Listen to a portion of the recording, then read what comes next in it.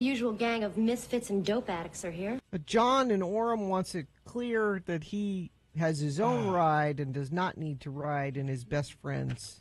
Does not live with his mother. No, he's his own. He is not. John is not a scrub in Orem. Because why did we play that? I'd not heard that song really. Ever? Really? I don't think so. Because what? Because I was that guy hanging out the passenger side, and if I'd heard this song, I would have been really upset. That's me.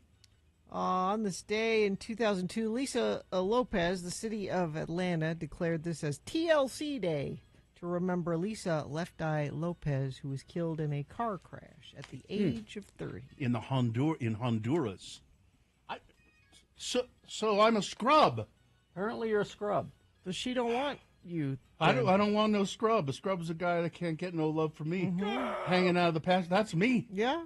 Hanging out the passenger side of his best friend's ride, going, "Woo! Hey, baby!" Woo! That's down Washington Boulevard. "Woo! Hey, baby!" That never worked. I mean, No, it didn't. was there ever a woman that went, "Oh, that's exactly what I've been looking." And my best friend who was driving would always go, "Would you get back in the car? Quit doing that." Yeah, the girl would go, "I'll bet you're interesting." Ooh. You know what they would always do? Always roll up the windows of their car. Yeah. Middle of summer. Roll up the windows. That guy might be dangerous. Mm-hmm. Although we used to drag the Vard, a big group of girls in the car driving up and down. Sure. From Combeys down to the A&W. Yeah, yeah, we did that. I don't know what we thought was going to happen. Yeah. I'll tell you what was going to happen. Whoa, hey, baby! Who is that guy? Yeah. Yeah. I spent way too much time doing that when I was in high school. High school, yeah. Yeah, it was. And let's see, you would go from the A&W, you'd stop at Combeys, and then you'd go down to what was that down at the end at Riverdale? That was Warren, not Warren's. Yeah, Warren's. Was it Warren's? Yeah. Mm-hmm. Yeah. And, many years ago, it was even before my time, but I think the booth was still there. KLO had a little broadcast booth there at the Warren's Drive-In down on Riverdale Road. They did? And on Friday night, the DJ would. That's cool. Yeah. Really? Yeah, Friday and Saturday night, from 6 to 10 or 6 to 11 or whatever it was. I love that. Yeah. It's Wolfman Len Allen. It was probably kids. No, it was who it was. It was Mel Remy, Mel Remy, and then one of them was the Weird Beard. Mel Remy. Ooh. Was there a Vard to drag in Salem? We went to Spanish Fork. We went to Main Street in Spanish Fork. Yeah. No, the streets of Salem were. Well, they're cow. Yeah. Cow. Woo, cows! Yeah. Woo! Yeah. Occasionally you would get some, the kind of action that you would get would be the girls in the other car, would say, "Okay, pull over here." Well, and you go to the 7-Eleven And then you there. pull into a parking lot somewhere and talk to them. Yeah. And that was. But nothing ever came of it. No, no children were conceived doing that. It was fun. It was.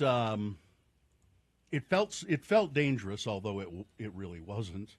And another thing that was interesting about it was you had a radio in your car. Sure. And you could tune in the AM radio if you're really careful and find Wolfman Jack. Because he was broadcasting from Mexico with a huge signal, and you could hear a little bit of Wolfman Jack with a lot of static if you were lucky.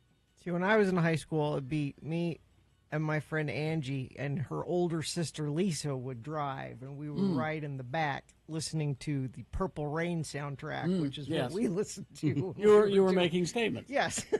Which is what Braden and I did.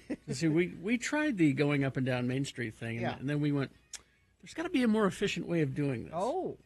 And so we'd get his pickup truck and we'd park it out in front of Stone Drug. And then we'd get in the back of the pickup truck and sit there with our lawn chairs And listen to music? and listen to music. And Subversive stuff? then we said that way they're going past us, and we get to see them. It's like a parade. Yeah. Yeah, see, we're really cool because we do that, and we play the Dead Kennedys. And, Exactly. yeah, that'll. Yeah, it was fun. It was a lot of fun. It was a simpler. It really was. Anything. I think now kids get together in parking lots and then exchange gunfire. It seems like that's what happened. That's what we're doing now. Did we hear what happened at West High? Have they followed up on that at all? I hadn't seen anything more about it. No. That was so weird. That kid got shot. Not anything serious, but then everybody just left and nobody said anything to anybody. That's weird. No, that's how you handle those things. We should keep this between us. Yeah.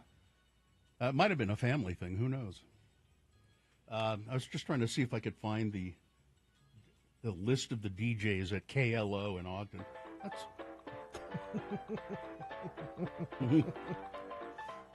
Where are you looking for a list of DJs at KLO in Ogden? Well, Lynn Harvey. Mm-hmm. But no, no. I'll find him. He's talking about Skinny Johnny Mitchell here, and there was some really pretty good DJs at KLO when I was in high school, and then they turned to some old person format or something. But they did play rock and roll music for a number of years. And I liked the Weird Beard and Mel Remy. Ooh. They weren't playing TLC, though. No, they were not. No. So is TLC that pretty much after Lisa Lopez was that was dead. It. That was the end of them. That was it. No more TLC. No. They didn't get together as TC or something like that. They were done. They're excellent. Yeah, they really are good. They're one of the best-selling girl groups of all time. Yep. Actually, that's what it says here. Mm-hmm. And I do know a lot of their songs, but I don't recall hearing that one because that's really not my music. I'm not like I don't scan around to the popular music stations. I just sort of I stick with this. The X96, the unpopular 96.3? music. Yeah, 96.3, the unpopular music. Check it out. All right, well, there you go. This has been Farting Around with Carrie, Bill, and Gina on X96, Radio from Hell. It says here that TLC is still active. Mm-hmm. Still doing stuff, Gina. I think it's maybe just the two of them. It is. Yeah. It's just the two of them, and they still do some things. There's a tour. There was a tour in 2022. Oh, there's a tour right now. They're on tour with Shaggy. I stand corrected. In 2023. All right, let's take a break, and then we'll come back with your check-ins. 877-602-9696. That's the number to call. Check in with the Radio from Hell show. We like to hear from you in the morning. And, whatever you want to say good morning, say hi. What are you going to do with your day? Mm-hmm. You have a question maybe that you want to have answered? Anything. 877-602-9696, or you can text us 33986. Hoops Vision Correction, HOOPES Vision.com. Yeah, now through December 31st, Hoops Vision is offering $1,200 discount on the LASIK procedure. A procedure that Carrie has had, a procedure that I've had. We both can see. We both got rid of our glasses. It was so great saying goodbye to the contact lenses. If you've ever been considering LASIK vision correction, but just haven't committed to doing it, this is the time. End the year with clear vision. Whether you're nearsighted or farsighted or have astigmatism, Hoops Vision Advanced LASIK procedure can help you achieve better vision today. Sometimes they improve your vision even a little bit better than 20/20, which is weird. Give them a call, 877-30-LASIK. Make your no-obligation appointment, your executive appointment, 877-30-LASIK. Remember, $1,200 off. You can also find out more by going to their website, hoopsvision.com.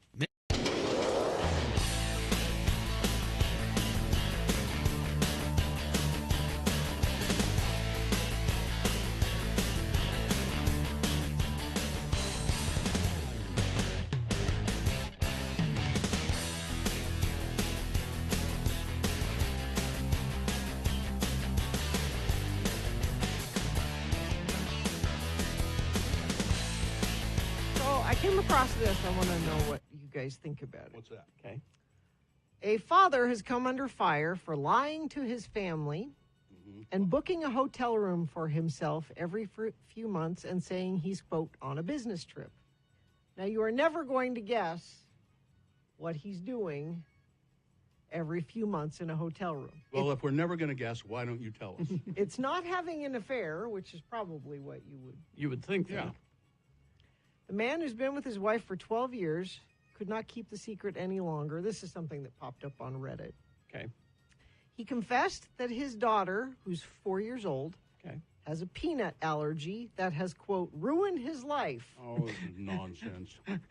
because he loves Nonsense. nuts, So particularly. he goes and hides out to eat nuts. So he books a hotel room Oh, bull. Love it. for a night or two and tells his family he's going on a business trip and gorges on peanuts I don't and believe this. Reese's and Snickers. I don't believe this for a second. Liar! He's a right way from home enough that he goes to work or whatever. Have a candy bar on the way to work. Have a bag of peanuts on the way to work. You don't have to. If somebody has a deadly peanut allergy, you can't do any. He said so much so he goes away for a couple of days and eats whatever he wants. And then before he comes home, he brushes his teeth several times, puts the clothes I'm wearing in a bag, Oh. pull out fresh clothes that I've kept sealed in a plastic bag. The clothes I was wearing go straight home in the washer with bleach. I don't believe many aspects of this story. The other aspect I don't believe is if that is absolutely true, it would have been. He could have easily said to his wife, "You know what? I love peanuts and stuff so much, and I just don't want to. I'm gonna go. I'm gonna check into a hotel every once in a while and eat." Don't you nuts. think your wife would say, that's crazy? No. You're going to spend the money to go stay in a hotel No. to eat peanuts No, every couple I don't of think months? so. I think my wife would say, "Well, if you really need to really do that, need to do that. okay." Or he's saying that it's the nut allergy. Yeah, But it And isn't he's a really having an affair. it's one of the two. I mean, Liar! as a matter of fact, I think he's having an affair. You think he's having an affair and Yeah. lying about He's using the Yeah. peanut Yeah. allergy as an excuse. I mean, his daughter is a pawn into his immoral behavior. I mean, I love Reese's peanut butter cups, but if one of my kids was allergic to them, You would check yourself into a hotel and eat Reese's would. peanut butter cups. You would. I wouldn't specifically go for that, but if I had an opportunity to be out of town for a couple of days, I would use that opportunity. I can tell you would have a car dedicated to kids. Don't ride in this car. This is mommy's car. This is the peanut. I'm gonna go eat. This is the peanut butter cups in the allergy car. Yeah. I don't know enough about the whole peanut allergy thing. Would he be able to have like a Snickers bar at work and come home? Probably. There are people that have such a deadly peanut I guess it allergy depends. Yeah. that even if you're semi-adjacent to it, I think you could have a Snickers bar at work. Hmm. Brush your teeth. Because as we all know, Snickers packed with peanuts. That's right. Yes. Now you wouldn't want to have a payday, probably, or a pecan or a salted nut roll. Mm. Yeah, it's I want all one. about it. I want one now. a salted nut roll. Yes. What's the difference between a salted nut roll and a payday? Salted nut roll is a little more rounder. Because I That's remember about we used to buy them. Dad would bring one home when we were kids, and he'd slice it up. Yeah, Oh. slice it up so we could have it. they're quite good. Yes, But that really is the only difference, just the shape. I think so, because the payday is in like a flat, well, not flat, but a candy bar shape. Yeah. Is you there know. chocolate in a payday? No, No. No. it's just the It's nougat and nougat I've never with had one. peanuts, salted peanuts. Oh, check ourselves into a hotel and and have have. The three of us. Let's the three of us Let's do just that. go eat. Let's go eat salted nut rolls for a weekend. But if you were checking yourself into a hotel to eat something secretly, what would it be? Huh. I'd have to check into a hotel next to a movie theater and get movie theater popcorn And you eat that. and take off all my clothes and just lie there and go.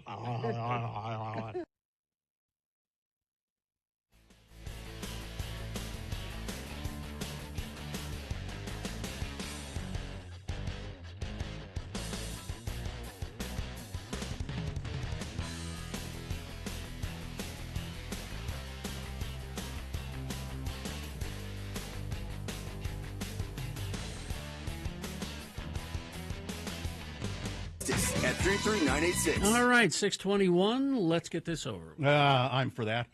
We'll officially begin the program, and then we'll go to your check-ins. 877-602-9696 is the number to call and check in with us. You can also text us at 33986. Do we have a sponsor? The Radio from Hell Whiskey Tour with Jimmy the Wine Guy is sold out thanks to our whiskey sponsors, including High West Distillery in Park City, featuring their flagship whiskey Rendezvous, a blend of straight rye and campfire, smoky blend of straight rye bourbon, and malt Scotch whiskey. Yeah, thanks to the sponsors, but thanks to all the people who bought tickets. Yeah. For it and sold out in a day. Sold it out really quickly. I forget how many. It's not a huge number of people, but that bodes well. I believe we'll probably be doing more of that. 16, Katie says. 16? Mm-hmm. All right.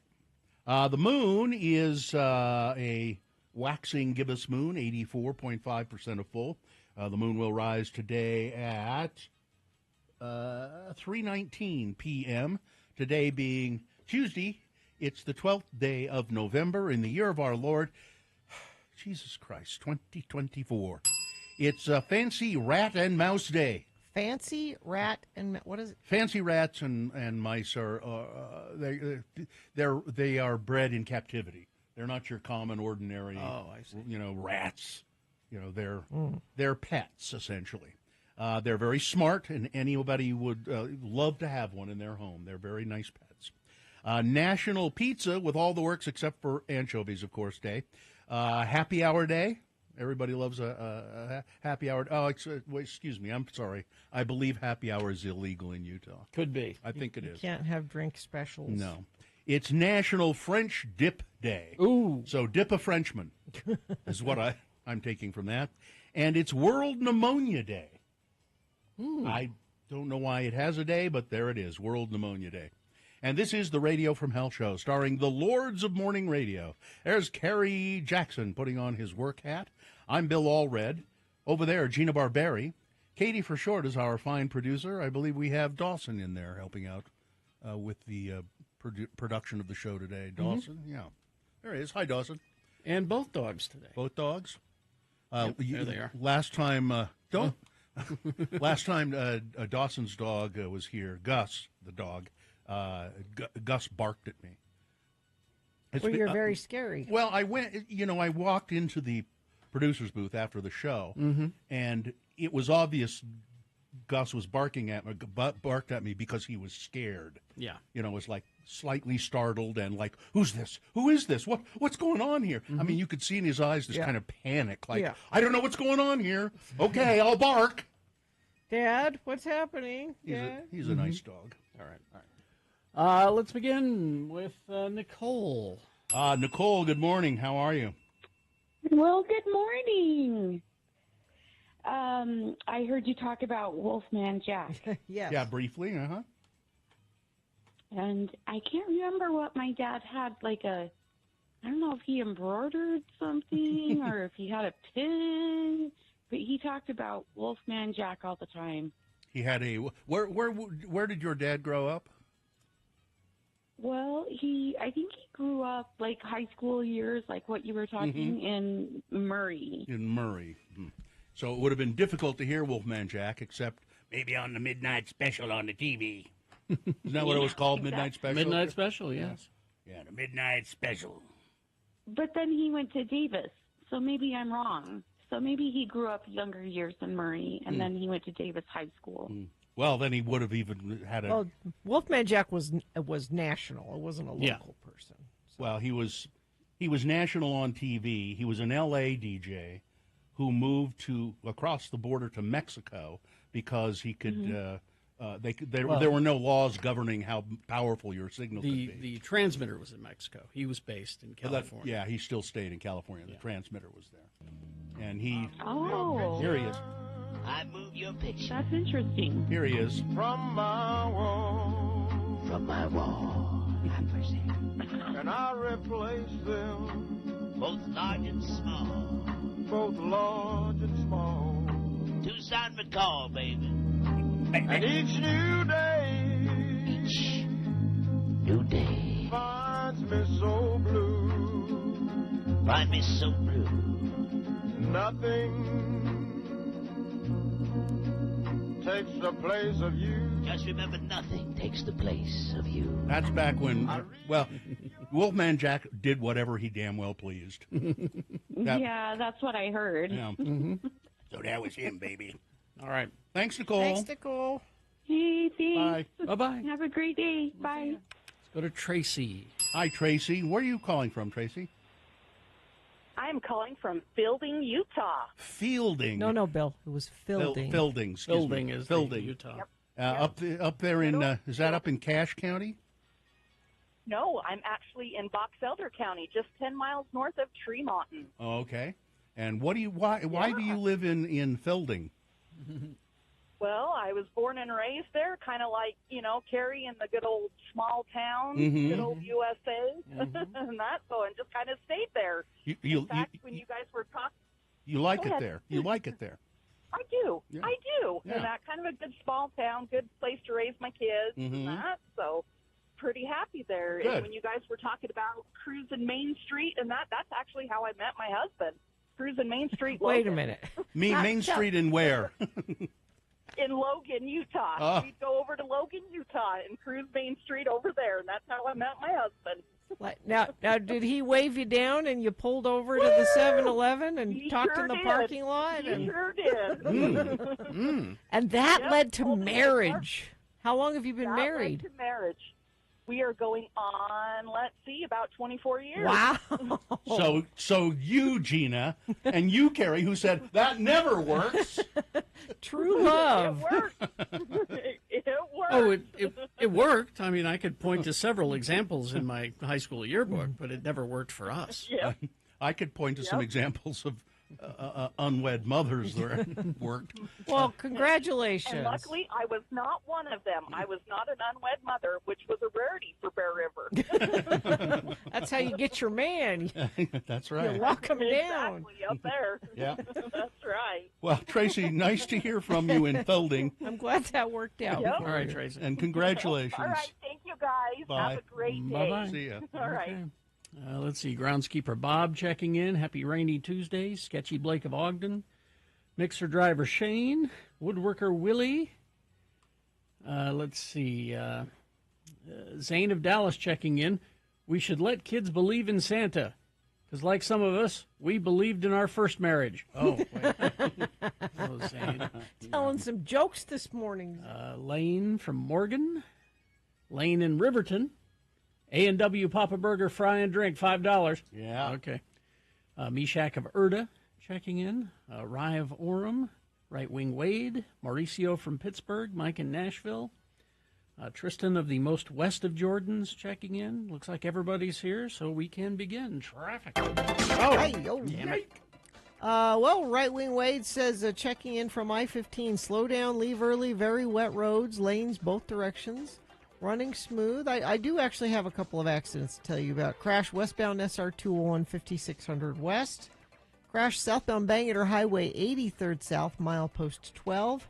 And a crash northbound I-215 west 7th north. Yes, Wade is correct. The roads are wet, so obey all those things he told you to. Slow down, turn your lights on, give yourself some space between you and the car in front of you. And if you see something we need to know about, text it to us, 33986. That wasn't Wolfman Jack. That was Captain Breakfast. I'm excited for Utah Word of the Day coming up. Coming up after these messages, we have for you some big boy news, and Frank Christ Presents will explain how all that works coming up after these. Stand by. HasterGames.com, 6831 South State Street, for board games, Magic, Dungeons & Dragons, dice, figures, paints, all the latest board games. This week at Haster, Magic the Gathering Foundations arrives this Friday. November 15th, the set shakes up the current standard format with tons of powerful reprints, as well as some never-seen-before cards as well. Foundations isn't just for experienced players, though. Releasing alongside the standard play and collector's boosters is the Foundations Beginner Box. It's a perfect learn-to-play tool to get you started with Magic the Gathering. So visit the store this weekend. Check out all the exciting stuff that is happening with Foundations release draft. Now, Thanksgiving week is coming up really fast. Hastra Games will be closed on Thanksgiving Day. But the following weekend, November 29th through December 1st, Hastra Games got a ton of spectacular Black Friday weekend sales going on. So many things. Some of the great savings that you're going to get is Pokemon gift sets at 20% off. That excludes booster boxes and ETBs.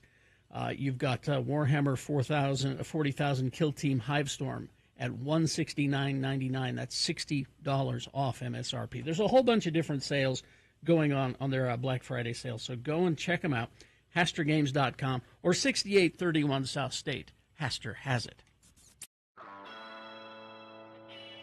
On Friday, I left the show early, 9:30, because I had to go have a procedure scheduled for 10:30.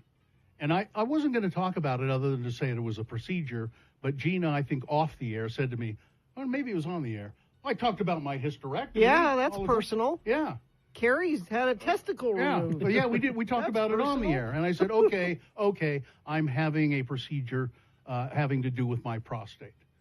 Now, I won't go into all the details of that because it's just technical and stuff. Mm-hmm. But I don't have prostate cancer. I have a perfectly healthy prostate, except for it starts to enlarge as you get older. They say men should have a prostate exam probably by about 45, age of 45 is the first one you should. And the doctor just checks to see, is it normal size or is it getting bigger? And they can tell, then they do I think it's a PSA blood test where they can determine if there is are there any cancer cells there and that sort of thing. So anyway, I went to have this procedure.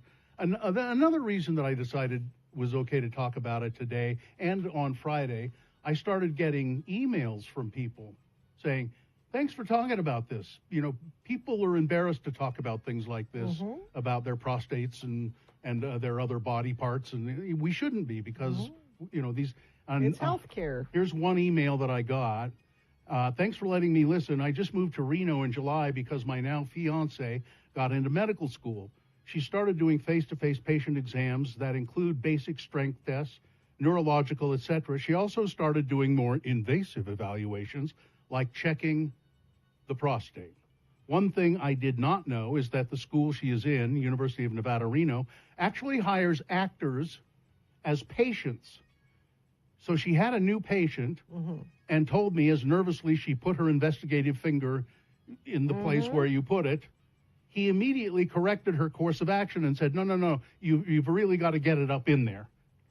It was an actor who's done this many times. Says so maybe Bill can get back into acting. Jeez. What's my motivation? Yeah, you guys are awesome. Bill's a prostate exam actor. I wasn't sure I would be at work today. Really? Yeah, because the procedure was painful but bearable. You know what I mean? It's like the doctor will say, okay, you're going to feel this now. No, he'll say, okay, I've got to do this one more time, so get ready. Okay, one more time, get ready, you know.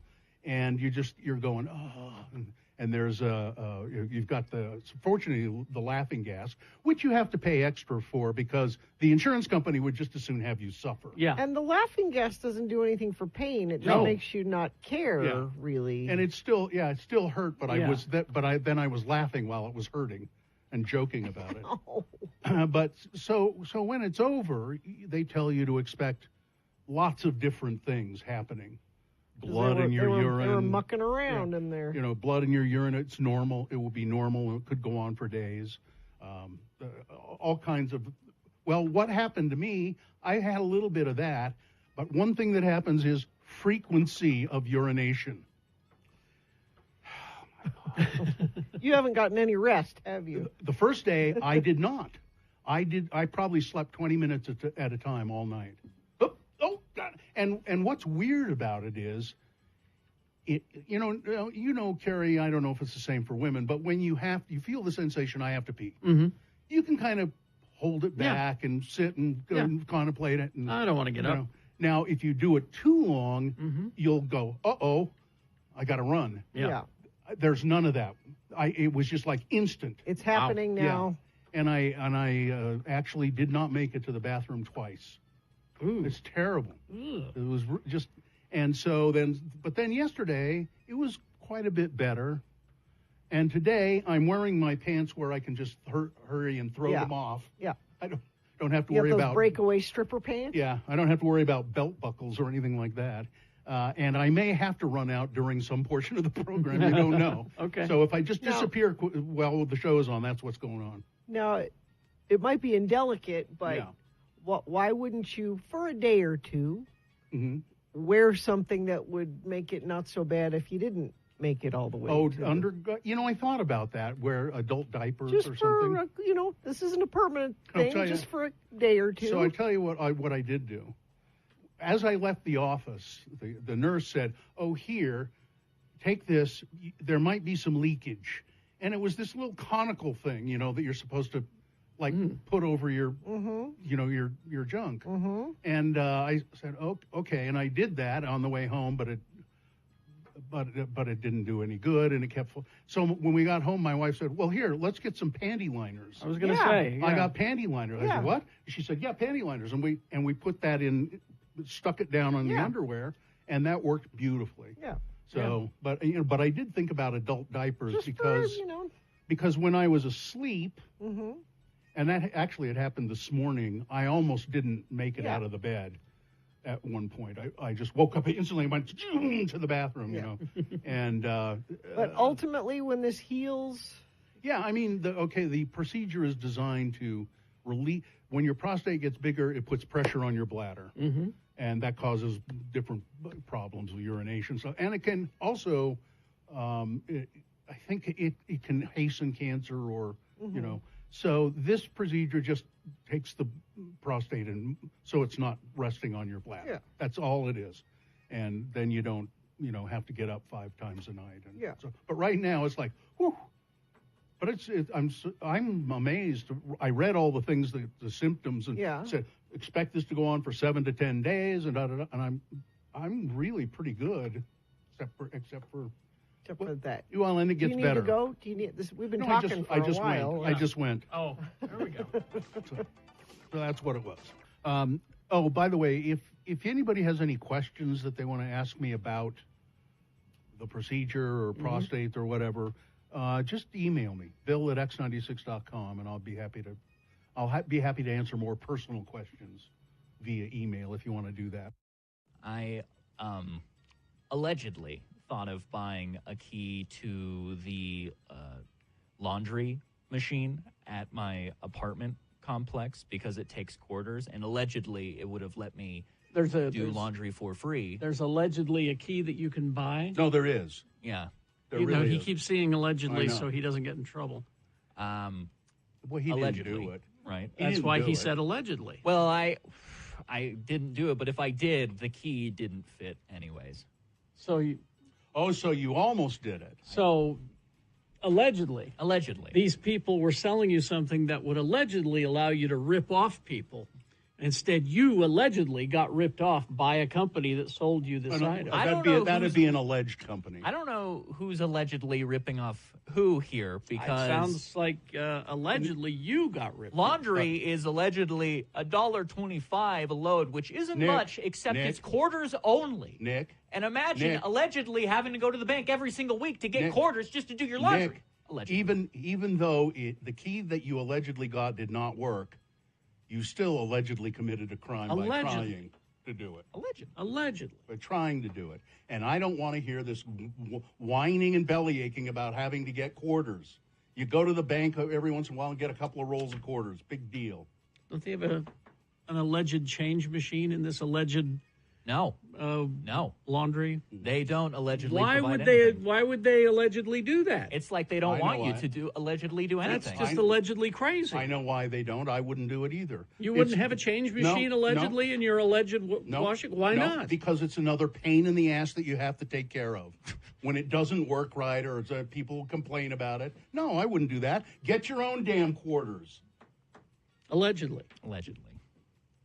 The dryer machine doesn't work well, so you got to do 2 loads. Well, why?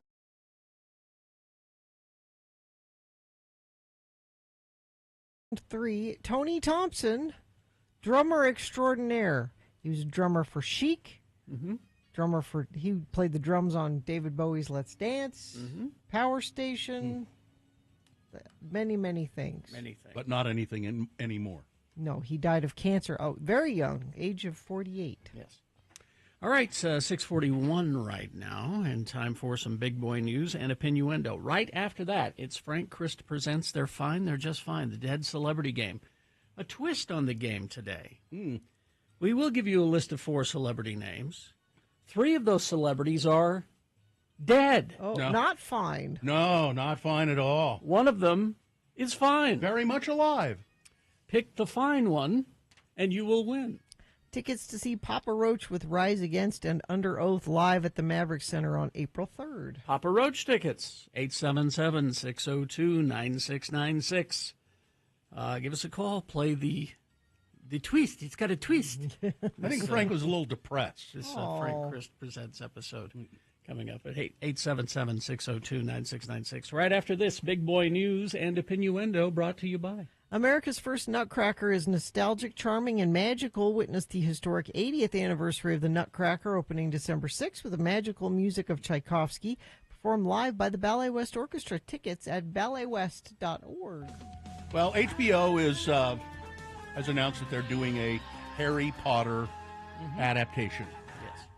And it will no doubt be highly successful.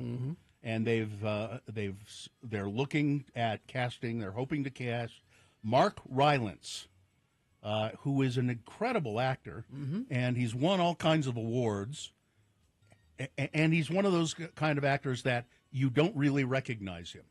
You see him just as Mark Rylance, you go, he's just kind of an average-looking, but he transforms himself, not necessarily with makeup, but with great acting, into these characters. Rylance is starring as Thomas Cromwell in the highly anticipated BBC period drama Wolf Hall, The Mirror and the Light, based on a novel, Wolf Hall, which everybody I've ever I've ever met who's read it just says, you've read it, Gina? Yeah, it's it's good. supposed to be incredible. Anyway, he's in the mix to play Dumbledore on the Harry Potter series. Variety understands that Warner Brothers TV hasn't yet entered into the negotiations, but the studio has reached out to gauge interest and availability, and Rylance's rep said, we'd like to talk to you about that, sure. A rep for HBO told Variety, we appreciate that such a high-profile series will draw a lot of rumor and speculation as we make our way through pre-production, and we will only confirm details as we finalize the details. So it's rumor at this point, but it'd be a nice thing to have happen. Well, Donald Trump has decided that he thinks Marco Rubio, Little Marco, would be a really, really good Secretary of State. But I look at all of the things that he said about little Marco. Rubio would enter the Trump administration with a full plate as the U.S. continues to deal with crises in Ukraine and Israel. The senator told NBC in September that the only way Russia's war with Ukraine will end would be a negotiated settlement, and he voted against military aid packages to help Ukraine in April. Voting for a settlement means Ukraine has to give up some of their land, which says to me, if Canada wanted to come in here and just take some that we would, well, I guess they just came in and took it, so we let them have it. You just It's wait, not Gina. okay. You just wait. Any day, Trudeau's going to be coming down here trying to take our land. They're trying to act like that's not that big a deal. Like, I wish Ukraine would just, negotiate. Yeah. No, It'll be- you can't just come take land. It'll be taken over. The entire country will be taken over, and then Poland is going to Not go. okay. Excuse me. Trump has also announced his choice of former Representative Lee Zeldin to serve as his administration's Environmental Protection Agency cabinet-level position. This guy's a piece of work. Lee, with a very strong legal background, has been a true fighter for America First policies. He'll ensure fair and swift deregulatory decisions deregulatory decisions like that will be enacted in a way to unleash the power of American business. Zeldin, a New York Republican who unsuccessfully ran for governor in 2022, he says it's an honor to join President Trump's cabinet as EPA administrator. Because business always does the right thing. Yeah, sure. Zeldin has voted against legislation that would limit fossil fuel emissions, and he has voted against laws that would toughen clean air and water standards at the EPA. So are they just going to take the P out of EPA with him? They're just going to take a P, Gina. Yeah. He has a 14% lifetime rating from the League of Conservative Voters, a leading environmental group. Well, here's some good election news. We, Radio from Hell, we got somebody on the inside now. Where? Jackson Lewis has won his position to the Canyon School Board. Excellent. Well done, Jackson. It's surreal, he told Fox 13 in an interview on Monday. I skimmed through this story. Jackson, you didn't thank us. It was just a year ago that Lewis was graduating from Hillcrest High School. Now, at the age of 19, the self-described political nerd will serve on the nonpartisan school board that oversees the school and others like it in the south end of the Salt Lake Valley. He is also believed to be the youngest elected office holder in Utah. I thought, this is a perfect way to get involved, not just in the political world, but education is just so dramatically important, he said. Lewis said he was prompted to run as a student when he sat in class and heard discussions about education funding and educator support. He also feels student voices are not always considered, really, or necessarily heard in education policy discussions. Lewis got some campaigning support from his local Democratic Party, he said, but he also faced some hurdles knocking on doors in the district he was running to represent. Right there, Jackson, that would have been the perfect place to mention. And, of course, my appearance on X96's Radio from Hell show with Carrie, Bill, and Gina gave me the boost that I really needed in my campaign. But you didn't say that. Yep. But that's okay, Jackson. I think it's better maybe that we sort of remain in the background. Yeah. But now, just remember, Jackson. He's our puppet? Just remember, you must do our bidding. Jackson, congratulations. You took an action. A lot of people are a lot of talk and don't do anything, and you did it. Well Congratulations. Remember, you must do our bidding. Well, charges against the owner of Beaver County Towing Company say he lied about the chains that he used to secure the bulldozer he was hauling, which ultimately fell off the trailer and killed 2 people in July. Michael John Love was driving up Ogden Canyon in a flatbed tow truck with a 32,000-pound bulldozer. As the road curved right, the bulldozer slid off the left side of the truck and landed on a passing westbound vehicle, killing Richard Hendrickson and his daughter Sally. Hendrickson was the president and CEO of the Utah-based company Lifetime Products. If you have a family, you probably have a Lifetime product in your yard somewhere. A picnic table, a basketball hoop, something like that. Other family members in the SUV were also injured. Months later, Mr. Love was charged with 2-degree felony counts of manslaughter, 1 count of aggravated assault with serious injury, and 2 counts of obstructing justice. Love is the owner of Love's Towing, based in Marriott, Slaterville. They say he did not, these are the charging documents in the case, did not properly secure the bulldozer to the flatbed truck and then later lied about it to the police. They say the dozer was only secured by a small chain in the back and a towing winch in the front. Prosecutors added that those securing methods would only safely hold 5,000 pounds maximum, and the dozer, 32,000 pounds. Yes. By the way, it was also 4,300 pounds over the weight limit of the Peterbilt tow truck he was using. So there you go. Secure your load. Let's go to the crime desk now. I sent Gina a story. I love this headline. Fake Jesus beats up 7 monks in religious rampage. Yeah, a man in Spain has declared himself to be Jesus. That's how it happens, by the way. Yeah. Oh, yeah. Apparently, this is in Spain. He entered the monastery and said, "I'm Jesus Christ, and I'm going to kill the monks." That just does not sound like something Jesus would do. Luckily, 2 members of the order escaped the ambush. One was sitting in the garden. One was taking mass at the time. A 76-year-old man was rushed to treatment. Nobody died, though. Attacked him. but nobody died. Let's see. Sports. Oh, look out, everybody. He's adorable. The Utah Hockey Club has added a new member to its roster. Oh. Archie, the 13-week-old black Labrador Retriever, is now the official team dog. The hockey club partnered with America's Vet Dogs, a national nonprofit providing service dogs to veterans and first responders to help raise Archie, who's named after Arches National Park. I thought we had a picture. No picture? Maybe next Sportscast we'll do that. Because he's too cute to ignore. Tonight the Jazz are home to the Phoenix Suns. They're 2-7. Maybe this will be number 3. Probably not. Maybe it'll be number 3. Weather. So, those storms have started. Rain mixed with snow, depending on where you are. 80% chance of that this morning.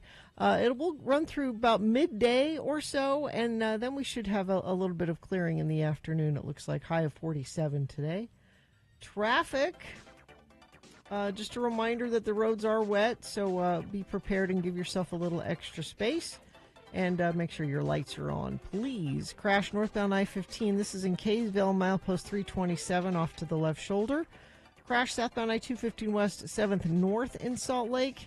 Crash eastbound I-80 at the I-215 west belt. 2 left lanes are closed there. And a crash westbound SR 201 5600 west in Salt Lake. Business owners, do you owe $15,000 or more in employment taxes and don't know what to do? McClure & Stewart, your local trusted tax attorneys. Go to McClureandStewart.com today. Good morning, Frank. Oh, good morning, everyone. Frank Christ, the Reaper of Celebrity Souls, the Grim Reaper. He's appeared in our studio once again to play the game we call Frank Chris Presents. They're fine. They're just fine. But this list today is not all fine. Were you a little depressed or something? Or? No, I just thought we'd change things up. All right. Frank takes the souls of precious celebrities once they've died and whisks them off to the distribution center. And he hates it. He just hates the because job. I love our precious celebrities. I know you do. It's all part of my curse. Everything they say and do. It's right. It's beautiful. It's wonderful. Yeah. They're all so smart. Every one of them. Yeah. Oh, I just read an interview with Dwayne Johnson, The Rock. Oh, yeah. I read that. And he said that, yes, he in fact does pee in bottles on the set. Yes. And what you going to do about it? Yeah. It's not smart. Frank, Everything you is, like that? Oh, he's you wonderful. Like, he's wonderful. Smart, Gina. And his co-star said, yeah, he's going to be 6 hours late, but we know that. And we like to watch him pee in bottles. We like to just stand around and wait for him because, well, he's a precious celebrity. Okay, all right. Frank has joined us to play the game, and do we have a contestant, by the way? Austin is here. Austin, good morning. How are you? Good morning. I'm fine, just fine. That's good to hear, Austin. Austin, Frank has, because it's World Pneumonia Day, Frank has given me a list of actors who are in movies about infectious disease. And on this list, well, there's only one of the actors that's fine. We've switched things around a bit. Three of them Frank has met and taken their spirits, their souls to the distribution center. And you have to identify the live actor in this case. Which one is fine? Yes, which one is fine. And if you do that successfully, you'll win what, Gina? You will win tickets to see Papa Roach with Rise Against and Under Oath live at the Maverick Center on April 3rd. Tickets go on sale Thursday. Okay, Austin, here we go. Which one of these actors is still among the living? Number one, Toby Jones. You'd recognize him. He made his film debut in Sally Potter's period drama, Orlando. He played Truman Capote in Infamous. He was in Amazing Grace, W, Frost Nixon, Tinker Tailor Soldier Spy, and My Week with Marilyn. He was in a movie called The Painted Veil about an outbreak of cholera. Number one, Toby Jones. Number two, Jack Palance. He won an Emmy Award for a teleplay, Requiem for a Heavyweight. He hosted the TV series Ripley's Believe It or Not, and he played high-profile villain roles in the blockbusters Young Guns, Tango and Cash, culminating with his Oscar and Golden Globe-winning turn as Curly in City Slickers. He starred in Panic in the Streets about public health officers trying to contain an outbreak of the plague in New Orleans. Number two, Jack Palance. Number three, George Maharis. After work on the stage in New York, he found work in TV. He appeared on Studio One, Kraft TV Theater. He was in a soap called Search for Tomorrow. He played a gambler who mistreated his wife in that. He launched his film career with roles in William Burke's The Mugger and Otto Preminger's Exodus. He starred in the Satan Bug, about a virus that would wipe out humanity. Number 3, George Maharis. And finally, William Hurt appeared in dozens of movies, including Children of a Lesser God, Broadcast News, The Big Chill, The Accidental Tourist, Alice, Trial by Jury, and Lost in Space. He was in a movie called The Plague, which was about the plague. Number 4, William Hurt. Which one of those actors is alive? Would it be number 1, Toby Jones? Yes, it would be. Toby Well done. Jones, 58 years old. Jack Palance died back in 2006. Frank met George Maharis in 2023. Lovely man. And William Hurt in 2022. There you go, Austin. You've won those tickets. Congratulations. All right. All right. Indeed. Hang on the on. line. Hang on Katie the will line. get some information from you. Well, that was kind of an interesting change I up. like the switch up. Yeah. That was nice. It's Jack Palance or Jack Palance? It's Palance. Is it Palance, Palance or yes. Palance? It's Palance. King of the push-ups. Yeah. Oh, that's right. He did the one-arm push-ups on At the stage. Oscars. A mighty man. Yeah. Well, I've got to go check on Wallace Shawn. Wally It's Shawn? inconceivable that he's still alive. 81 today. Of course, I think he's been 81 for many, many think years, so. hasn't he? Goodbye, everybody. Goodbye. Tell him the Grand Negus says hello. Traffic very slow. I-80 eastbound between I-215 and Redwood Road due to a vehicle driving too fast for road conditions and crashing into the left barrier. It spun out and is causing some issues there. What are you seeing out there? If it's safe for you to text and let us know, we appreciate it when you do that. 33986. The Stateroom presents Making Live Music Memories. Don't miss Amy Mann with Jonathan Colton Wednesday, November 13th at the Commonwealth Room. Get tickets at thestateroompresents.com. All right, KXRK Provo, we're going to take a break. We'll be back after these messages with a brand new Utah word of the day. Stand by for that. Empathetics. If you're going without any health insurance right now, this is for you. Or maybe you're just fed up, like a lot of us are, with the complexity and the cost of your existing health insurance. Well, Empathetics Wellness offers an alternative private health care membership with unlimited access to Empathetics providers. Plus, there are other great benefits like this: convenient prescriptions, refills and pharmacy savings, also acute care and management of chronic conditions like pain and depression, anxiety and ADHD with natural plant-based medicine alternatives, steep discounts on weight loss injections, testosterone for vitality, ketamine therapy for improved mood, and a Utah Med card is included with your membership. Private healthcare memberships are just $95 a month with no contract, or non-members can pay $65 per visit for acute care. Here's how you find out more about it. You go to empatheticswellness.com, EMPATHETIX wellness.com.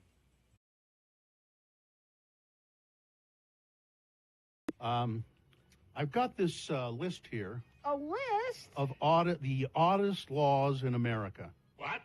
Rules, all kinds of things. These are laws that are on the books in various states. So, for instance, in Alabama. Well, is it It's a list. is it a proper list? I think so, yeah. All right. It's Radio from Hell with another list, because people love a good list. X96. This is a law on the books in Alabama. You may not dress as a member of the clergy unless you are one. You What can't- about Halloween? No, it's a misdemeanor. I want to be a pregnant nun for Halloween. I can't do that? In Alaska, you can't operate motorcycles or loud power tools at night. Well, that makes sense, doesn't it? That's all right, not so yeah. strange. Arizona, you don't interfere with a claw game, a claw machine, or a crane game. You know those. Yeah, the claw. Don't. It's illegal to mess with them. If you do, it's a misdemeanor. Arkansas says, forget about beeping your horn after 9 p.m. at sandwich shops. At sandwich Yes, shops specifically. It says here, no person shall sound the horn on a vehicle at any place where cold drinks or sandwiches are served after 9 p.m. Don't disturb my sandwich. I don't understand that. I'm having a before-bed sandwich. In California, you can't eat frogs that die in frog jumping competitions. Huh? That's a waste of a frog, then, right? Well, yeah. I mean, if you just throw it on the heap.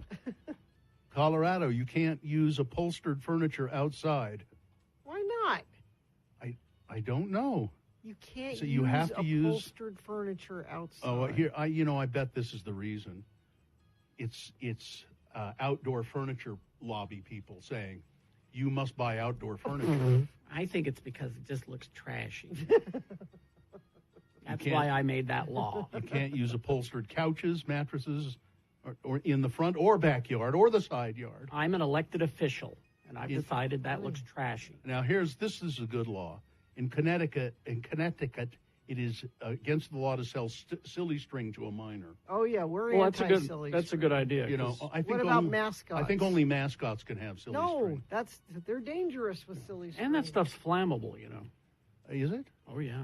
I've told that jazz bear, you stay away from me with that stuff. I'll punch him.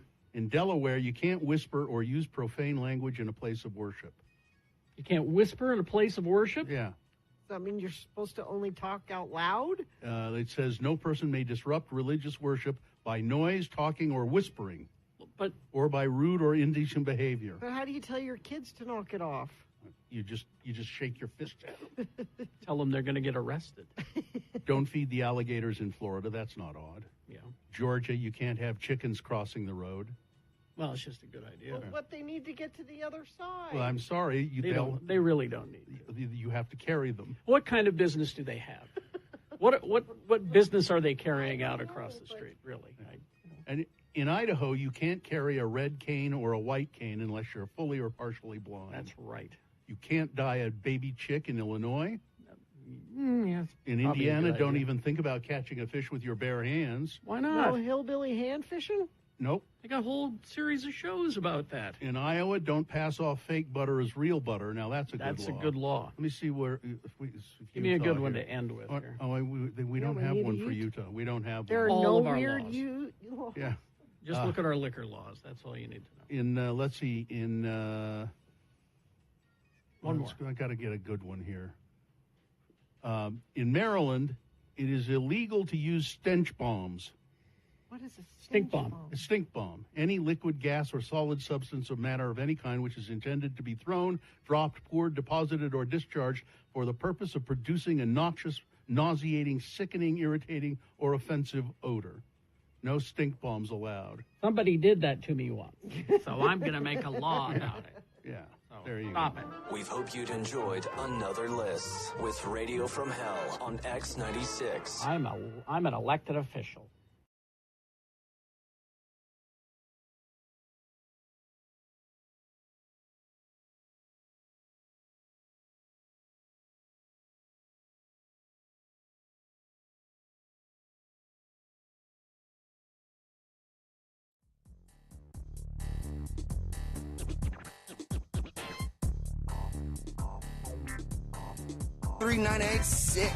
Like Beth in Vineyard did. She was a Crusketeer, actually, in Vineyard. In Vineyard? Mm-hmm. One of the fastest growing cities in the state, apparently.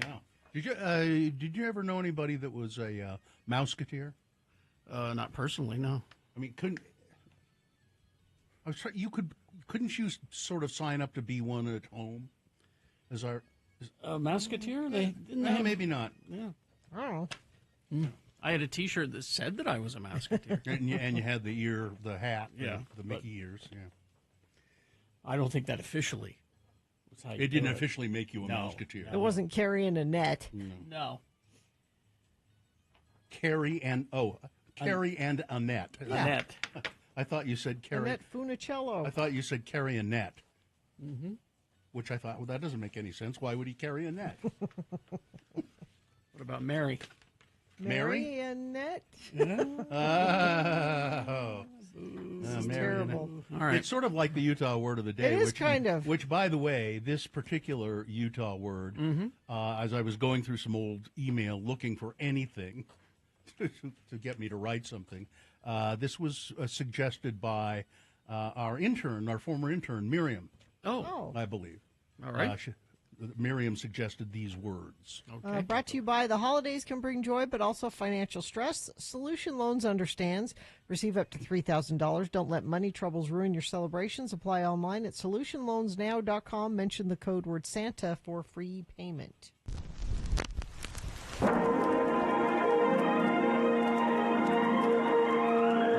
It's often said that people of Utah speak a language all their own. It's a language that's often confusing and even incomprehensible to newcomers here in the Beehive State. So, Radio from Hell presents a handy guide to help everyone understand how the natives speak. It's the Utah word of the day, and today's word is... Ninches. Ninches, and also sminches, Sminches, sminches.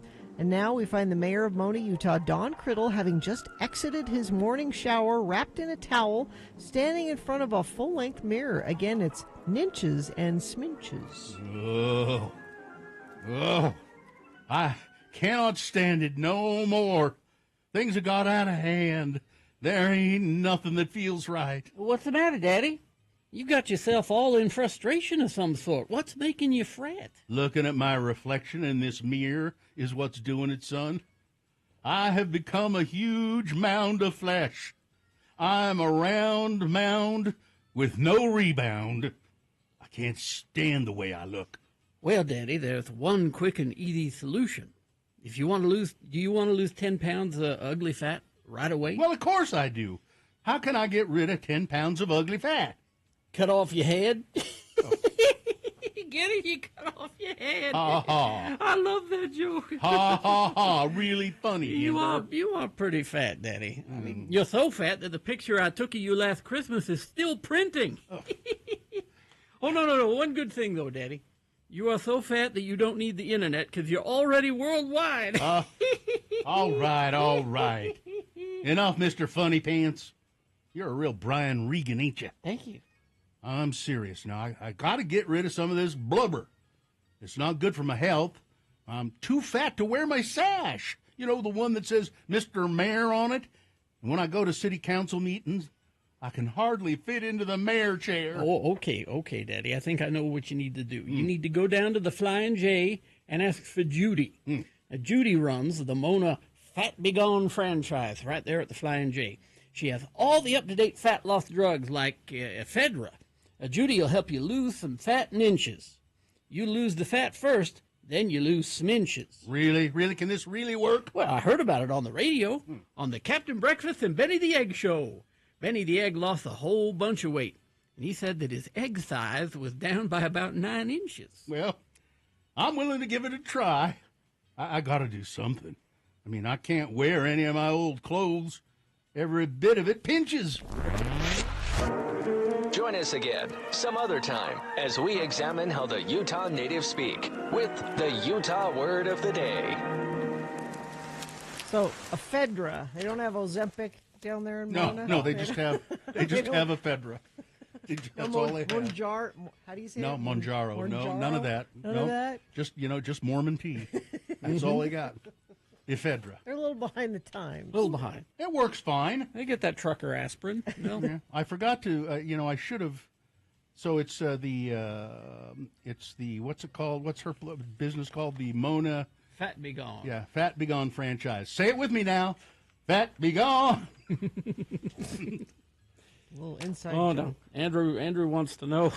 Yes. When did KVOM get their transmitter back? That was some time ago. We didn't report on it. We didn't report on just it? because it didn't happen on the show doesn't mean it didn't happen. Yeah. Or it could have been an old commercial that he heard. Yeah. I just like the fact that Benny's egg size is Down 9 inches. 9 inches.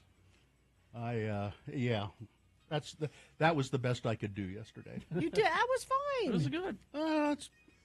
Are you fishing for compliments? Because that was a good. That was a good one. I liked that. I laughed at the round man with no rebound. I like that. I'm not fishing for compliments. You're always fishing for compliments. I know this was a fine piece of work. It's just just hard. It's hard to do. You sit and you stare at your computer screen and you go, you know what it's like to write something and you go, what? Oh, I was fighting with these beat Gina answers yesterday. Do we get a diarrhea plan? I need to go back to the diarrhea plan. Yeah, just use that as a fallback. It's a good go-to. Yeah. In just about any situation. It's a good go-to. It's Anne Hathaway trivia today. So, well, yeah. Where do you find where do you find any humor in Anne Hathaway? That's what I mean. It's like no, there's not much there. And I'm the one who approved the Anne Hathaway topic. She's in a lot of movies. I thought, well, she's got a lot of movies. Surely there's something to mine there. Yeah. No. Sat there and pounded my head against the computer. Isn't it terrible? Screen. It's terrible too because I know what you go through the movies and you look at them and go, nothing. Not one of those suggests anything amusing to me. Nope. Yeah. So anybody who wants to contribute ideas for Utah Word of the Day, just send them to radiofromhell@x96.com and I look through them and occasionally I use them. I've even used there's a script in there that somebody sent me that I'll probably end up messing around with and punching up and using at some point. But so you can send us all kinds of things. You can send if you think something's a boner candidate. You can send us those. You can send us things that must go. Best question of the week. All those kind of things. radiofromhell@x96.com. Happy to take your contributions to the show because after 39 years, we need all the help we can get. Perhaps you have an email of interest. Oh yes, that also can be sent to radiofromhell@x96.com. Demetra says, "Still printing made me smile." Oh, so what I did with that? Those are all bad. I went to the internet and went to "Your Mama's So Fat" jokes. Exactly. All you have to do is type in "Your Mama's So Fat," and there are all kinds of horribly inappropriate ones, but I managed to find a couple that were marginally appropriate. I think. Steph laughed at Round Mound with no rebound. Yeah, that was funny. Tom in Reno said the 10 pounds of fat head was a lovely. That's one of the earliest. Classic. That's one of the earliest jokes I ever remember hearing. It was like in Mad Magazine or something. How to get rid of 10 pounds of ugly fat? Cut off your head. Traffic, please. Traffic very slow. I-80 eastbound between I-215 and Redwood Road. This is due to a vehicle driving too fast for the conditions and slamming into the left barrier, spinning out. Yes, even with this little amount of water, that can happen. We've got a crash westbound I-215 12th West. We have a crash northbound I-215 West 7th North. Northbound I-15 Kaysville, milepost 327. Southbound I-15 at 7th North. So lots of issues this morning. Good reminder to leave some extra space. Make sure your lights are on. Let's play nice this morning. That's traffic. All right. Boner's coming up here. The candidates you'll be voting for this time. Boner candidate number 1, go Trump. Number 2, Nazi flags in Michigan. And number 3, you Democratic governors, you just get out of the way. All right, Boners, Big Boy News, all coming up after these messages and a song. Stand by. Goldback. Goldbacks are a local currency, and they're made out of 24-karat gold, literally made out of gold. They offer a physical, spendable form of wealth protection. So Goldbacks can protect your wealth because they maintain their value. They're made from real gold, offering natural resistance to inflation. The price of gold, it almost never goes down. It stays steady, or it goes up, up, up. Gold grows with the gold's value. As the gold price increases, so does the value of your Goldbacks. Plus, you can lease them through UPMA accounts and earn up to 3.5% annually on top of the actual growth of the spot gold price. So shop at and support over 800 local Utah businesses while spending real gold. To learn more about Goldbacks and spending in physical gold, visit alpinegold.com. That's alpinegold.com. X96 listeners use the promo code RADIO for free shipping on orders of over $200. I have a couple of things here. First of all, a news bulletin from the Otter Desk. Jonathan has sent us this is a news alert from the Otter Desk. Aggressive otters have returned to the Santa Cruz coast after months of being away. The Santa Cruz otter, known for causing trouble, will with surfers. They're back. Oh. Otter 841 was spotted over the weekend by photographer Mark Woodward. Woodward has been a close watcher of Otter 841, who usually roams the Santa Cruz area. This is a rogue otter. He gained national notoriety last summer for being aggressive to local surfers and evaded capture by wildlife teams. Stay away from Otter 841. He jumps on people's surfboards. He bites at them. He's a rogue otter. So if you're going to Santa Cruz, keep that in mind. Okay. Yeah, to surf. And then I had an email from someone who listens to the podcast of the Radio from Hell show. Okay. And says, I'm usually about a month behind. Oh, come on. You're not helping. So you were discussing this story a while ago. You were discussing English muffins and what was good about them or bad about them or what anything. Whether you prefer them. And so he sent me this history of the English muffin. I love an English muffin. The backstory behind English muffins is fascinating, he says. Really? Let's explore English muffin history. All right. And its origins, including who invented them, how they got their name, and the differences between English muffins and crumpets. So who invented the English muffin? Well, you have a British man to thank for that. Course. His name was Samuel Bath Thomas, and I think the brand of the Thomas English muffins. Yeah, those are the ones. Orange label. That's the one people buy a lot still. Not me. You prefer another brand of English muffins? Bailey. They're in the grocery in the cold case. Oh, they're in the cold case. In 1874, Samuel Bath Thomas immigrated from Plymouth, England to New York and started making thinner, pre-cut crumpets while he worked at a bakery. So essentially, they were crumpets, but So you could put them in a toaster? Well, by 1880, Thomas had caught the American entrepreneurial spirit. He opened a bakery in New York City and started making these, what he called English muffins, exclusively. He trademarked his interpretation of the crumpet as the English muffin. The first known use of the term English muffin was in 1894. That's when he filed the trademark. So we could go into the differences. English muffins are thinner, as you said. They're thinner. Crumpets have more batter to them. They're a little heavier. They're denser. But the English muffin, people decided here in America that they preferred the English muffin to the crumpet. The traditional crumpet recipe calls for more milk and baking soda. You only cook crumpets on one side. They're flat. But English muffins are pre-cut, so you can pull them apart easily and put them in a toaster. Because Americans are lazy. Yeah. Now, the crumpet sounds an awful lot like this new thing that I'm starting to see called puffins. Oh, I've seen those. Which are pita. It's like pita bread. Yeah. And they're thicker than pitas, because pitas are flat usually. Yeah. So they're thicker, but it's kind of a muffin kind of thing. Yeah. Puffins. The traditional English muffin recipe introduces sourdough or yeast, but no milk.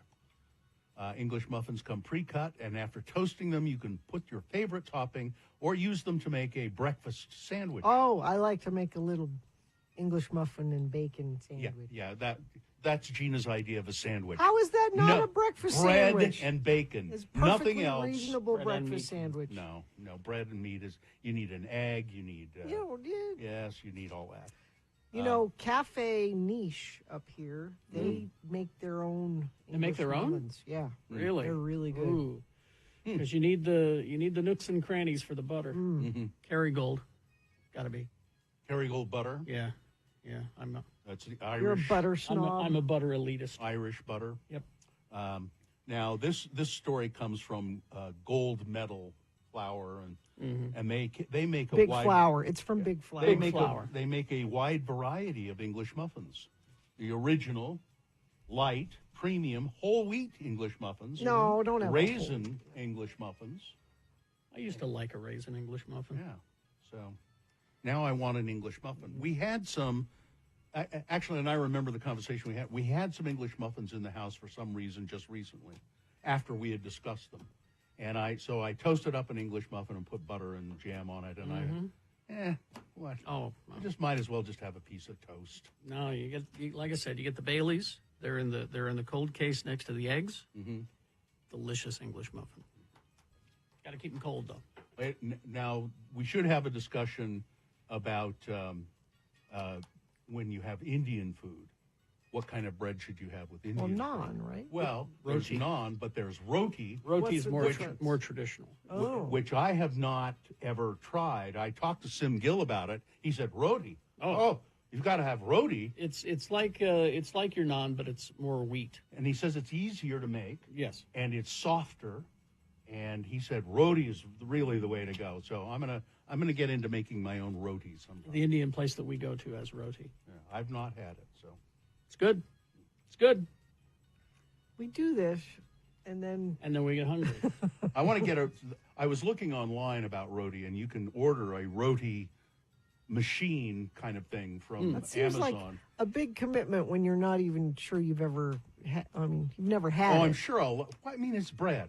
I'm sure I'll like it. Although, again, English muffins, I don't need those. But Sim Gill, I would take his word for it. He said roti is the way to go. It's a different texture. It's softer, apparently. It's not, in my opinion, it's not. It's the naan is much softer because it's because it's flour, the white flour, and the roti is more of a wheat. And really, the roti is for picking up your food because right. Indian culture, you're supposed to eat with your hands. Oh, it's like a so the roti is thinner. Delivery system. It's more flexible. Yeah, it's thinner, and so you use it to pick up the food. But, so you can get a little piece of chicken with. Okay, I see. Mm-hmm. There's a Royal India down on like 100 South. Do they have garlic roti? Because I like garlic naan. They just have roti, just plain old traditional. They have garlic naan. They have all the other different flavors of naan because they know the white folks will have the naan, but then they just got the regular roti. And then there's chapati, which is it's another kind of flatbread. Mm-hmm. Papadum. Oh, I've had that. Mm-hmm. Papadum. And all right. So I'm going to learn to make roti because apparently it's pretty easy to make. Yeah, I think it's just like the wheat flour and water, and that's pretty much it. I mean, it's pretty.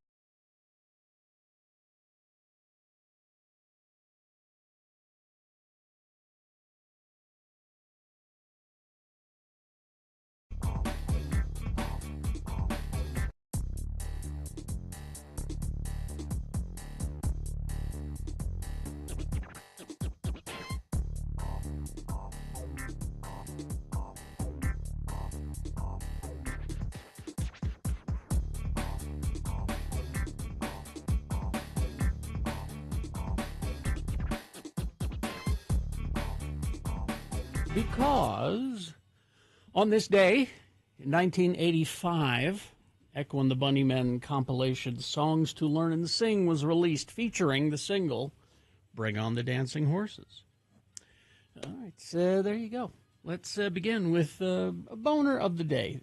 3 news stories. These will be examples of bad, stupid, funny human behavior. You will decide with your vote of these 3 candidates which one is the worst, which one deserves to be boner of the day for today, November 12, 2024. We'll give you 2 candidates now, a third after the news. Once you've heard all 3, then you will vote. One of you lucky random boner voters will receive. Hey, can't buy it, gotta win it. A Radio from Mel boner t-shirt. Boner candidate number 1, go Trump. A day after federal agents raided 2 properties of conservative businessman Alfie Oakes, newly revealed court documents accused the high-profile MAGA Republican of failing to pay back millions of dollars in loans. According to neighbors, it was an intense scene at Oakes' neighborhood when agents from multiple federal agencies showed up in unmarked cars outside his home in Naples, Florida.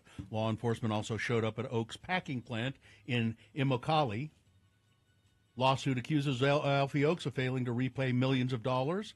The U.S. Department of Defense, Office of the Inspector General, confirmed that its agents were executing law enforcement activity at Oakes properties. None of the agencies have disclosed why. Court documents say that Farm Credit of Florida filed a civil complaint against Oakes and his wife last month, accusing them of defaulting on parts of a $4 million loan.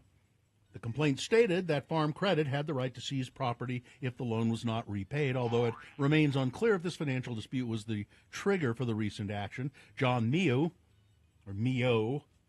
chairman of the Collier County Republican Executive Committee, spoke to Oakes following the raid. Official business, federal agents raided Oak's home. Merrow expressed disappointment over the conduct of the raid, describing it as excessive.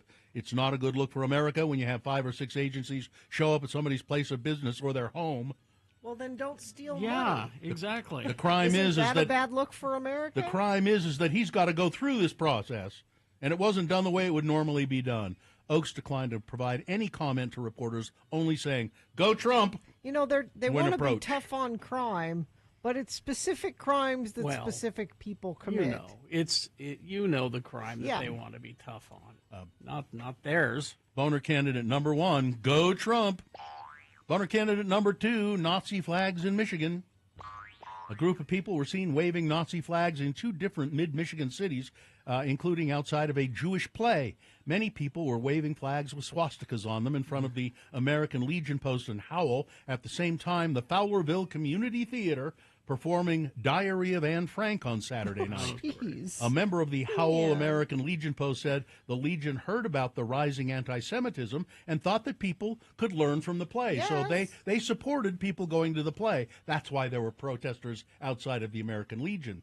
Becky Frank, ironic name for a cast member of playing Anne Frank's mother, but her name is Becky Frank, said that the incident was very troubling. It's upsetting, just knowing that the character I was playing, knowing a lot of the research that I did on my character. I mean, my character died in a concentration camp.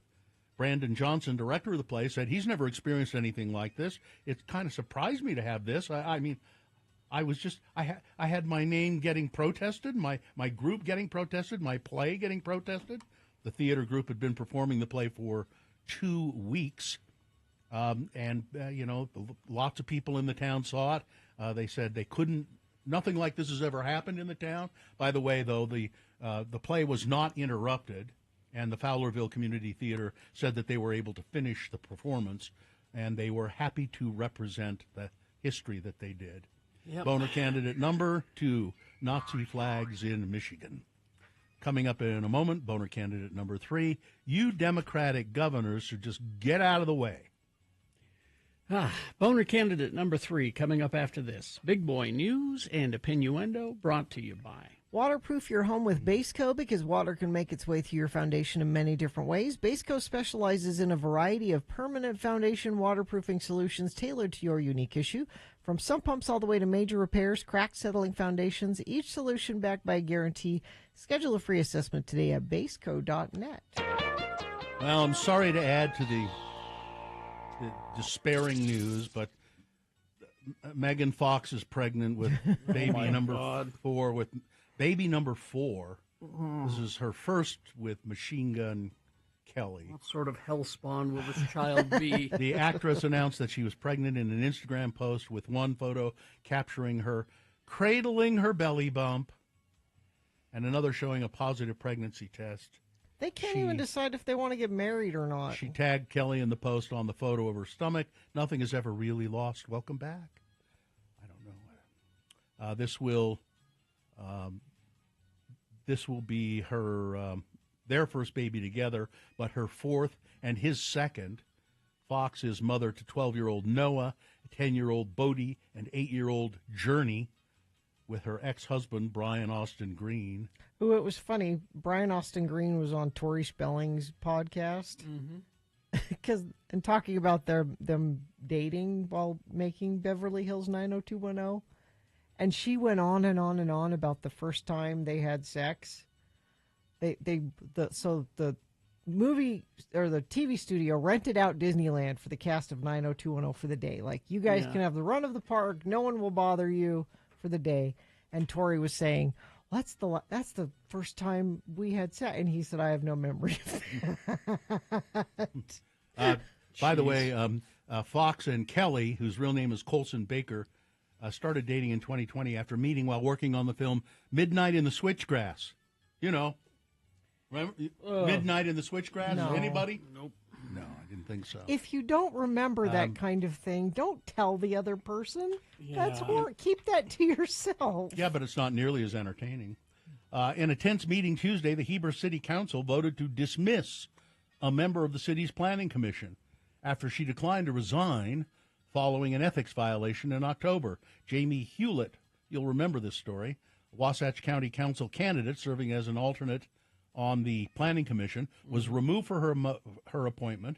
Her expulsion stemmed from a letter that she posted on social media, which she falsely claimed was written by a local music store owner, saying that his building was in danger of being demolished in a future development project.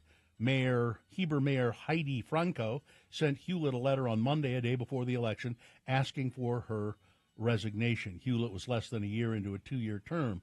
An account of the controversy was written by Winston Lee, the owner of Lee's Music, and read at the November 5th meeting by Councilwoman Yvonne Barney. Lee said in his letter that a relative of Hewlett's came to his store, asked if I'd like to sign my name, email, phone number. So in other words, she concocted this whole thing, and I don't think anybody is still sure exactly why. Yeah. That she, she told KSL.com that the future of downtown Heber City is uncertain with an increasing pressure of development and growth in the area. I want to plan a beautiful city. She was trying to sort of take over things in her own mind. Mm-hmm. I think maybe she needs some help. A student with a firearm was taken into custody Monday after bringing the weapon onto the campus of Payson Junior High School. That's it, Payson. We're no longer number one in Payson.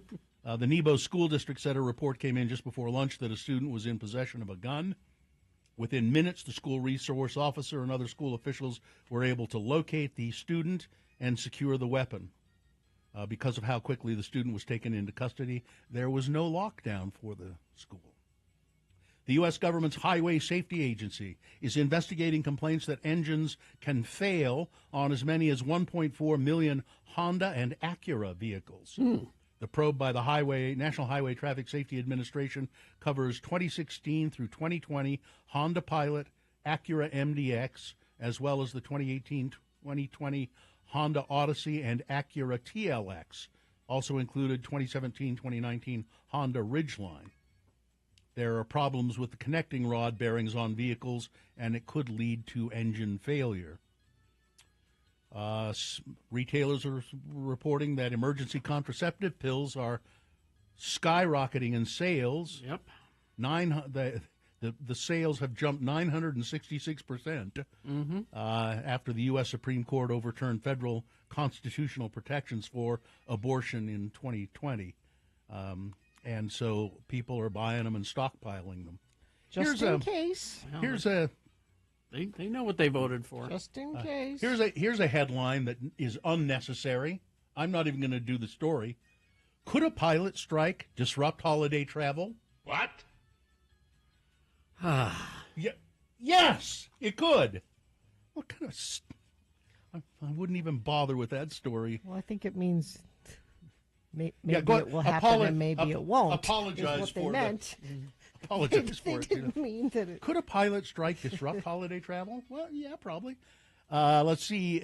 Speaking of travel, just days after Trump emerged victorious, a cruise line company is offering a 4-year package for customers to skip forward to avoid his presidency. Really? Residents have the flexibility to join their customized journey at any port during the continuous global adventure for up to 4 years, said the company, Villa V Residences. The company announced its Skip Forward program. It's priced around $40,000 a year last Thursday, one day after Trump was declared victor. One can also purchase the entire 4-year package at once, priced at either $159,990, $160,000, or per head for a room for two, or $256,000 for a single occupancy cabin. Pay once and never worry about it again, reads the description. The moment you step on board, your journey begins.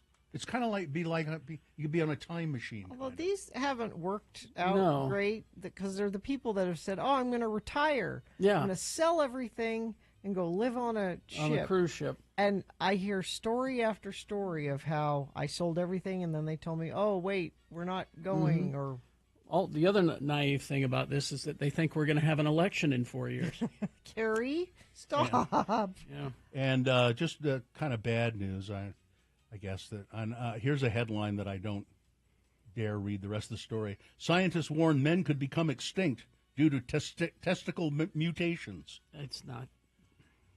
Scientists are warning the male species could become extinct as Y chromosomes are beginning to fail. In how many hundreds of millions of years? The gender of both humans and mammals are determined by X and Y chromosomes. And men have X and Y, women have two X chromosomes, and arguably the biggest, I don't know, millions of years from now. It'll be millions of years. This from decline has happened over millions of years. Yeah. And, it's... Yeah. Well, the human race isn't going to live that long. Yeah. So, what? Yeah. All right, that's it. Don't worry about it. So, weather traffic. So we've got the rain-snow mix happening right now. Really coming down downtown. Yeah. Rain-wise. That's how this will be until about 2 o'clock this afternoon. Then it should slow down. High of 47 today. Pretty chilly overnight tonight. Overnight low of 28. And then it looks like we dry out Wednesday, Thursday. Another round of storms, possibly Friday into Saturday. Let's see, traffic, you might expect we're having issues. Multi-vehicle crash, I-15 southbound approaching Laketon Parkway. Traffic stopped for a couple of minutes to move one car over to the right, while some of the vehicles are facing different directions. 2 right lanes are blocked, 3 left lanes are getting through. I-215 westbound under the I-15 overpass in Murray, the left lane and both shoulders are blocked. It's backing up onto the northbound transition ramp, backing into Midvale. We've all forgotten how to drive, it seems. Friend of the program says, crash eastbound 78 South 27th West.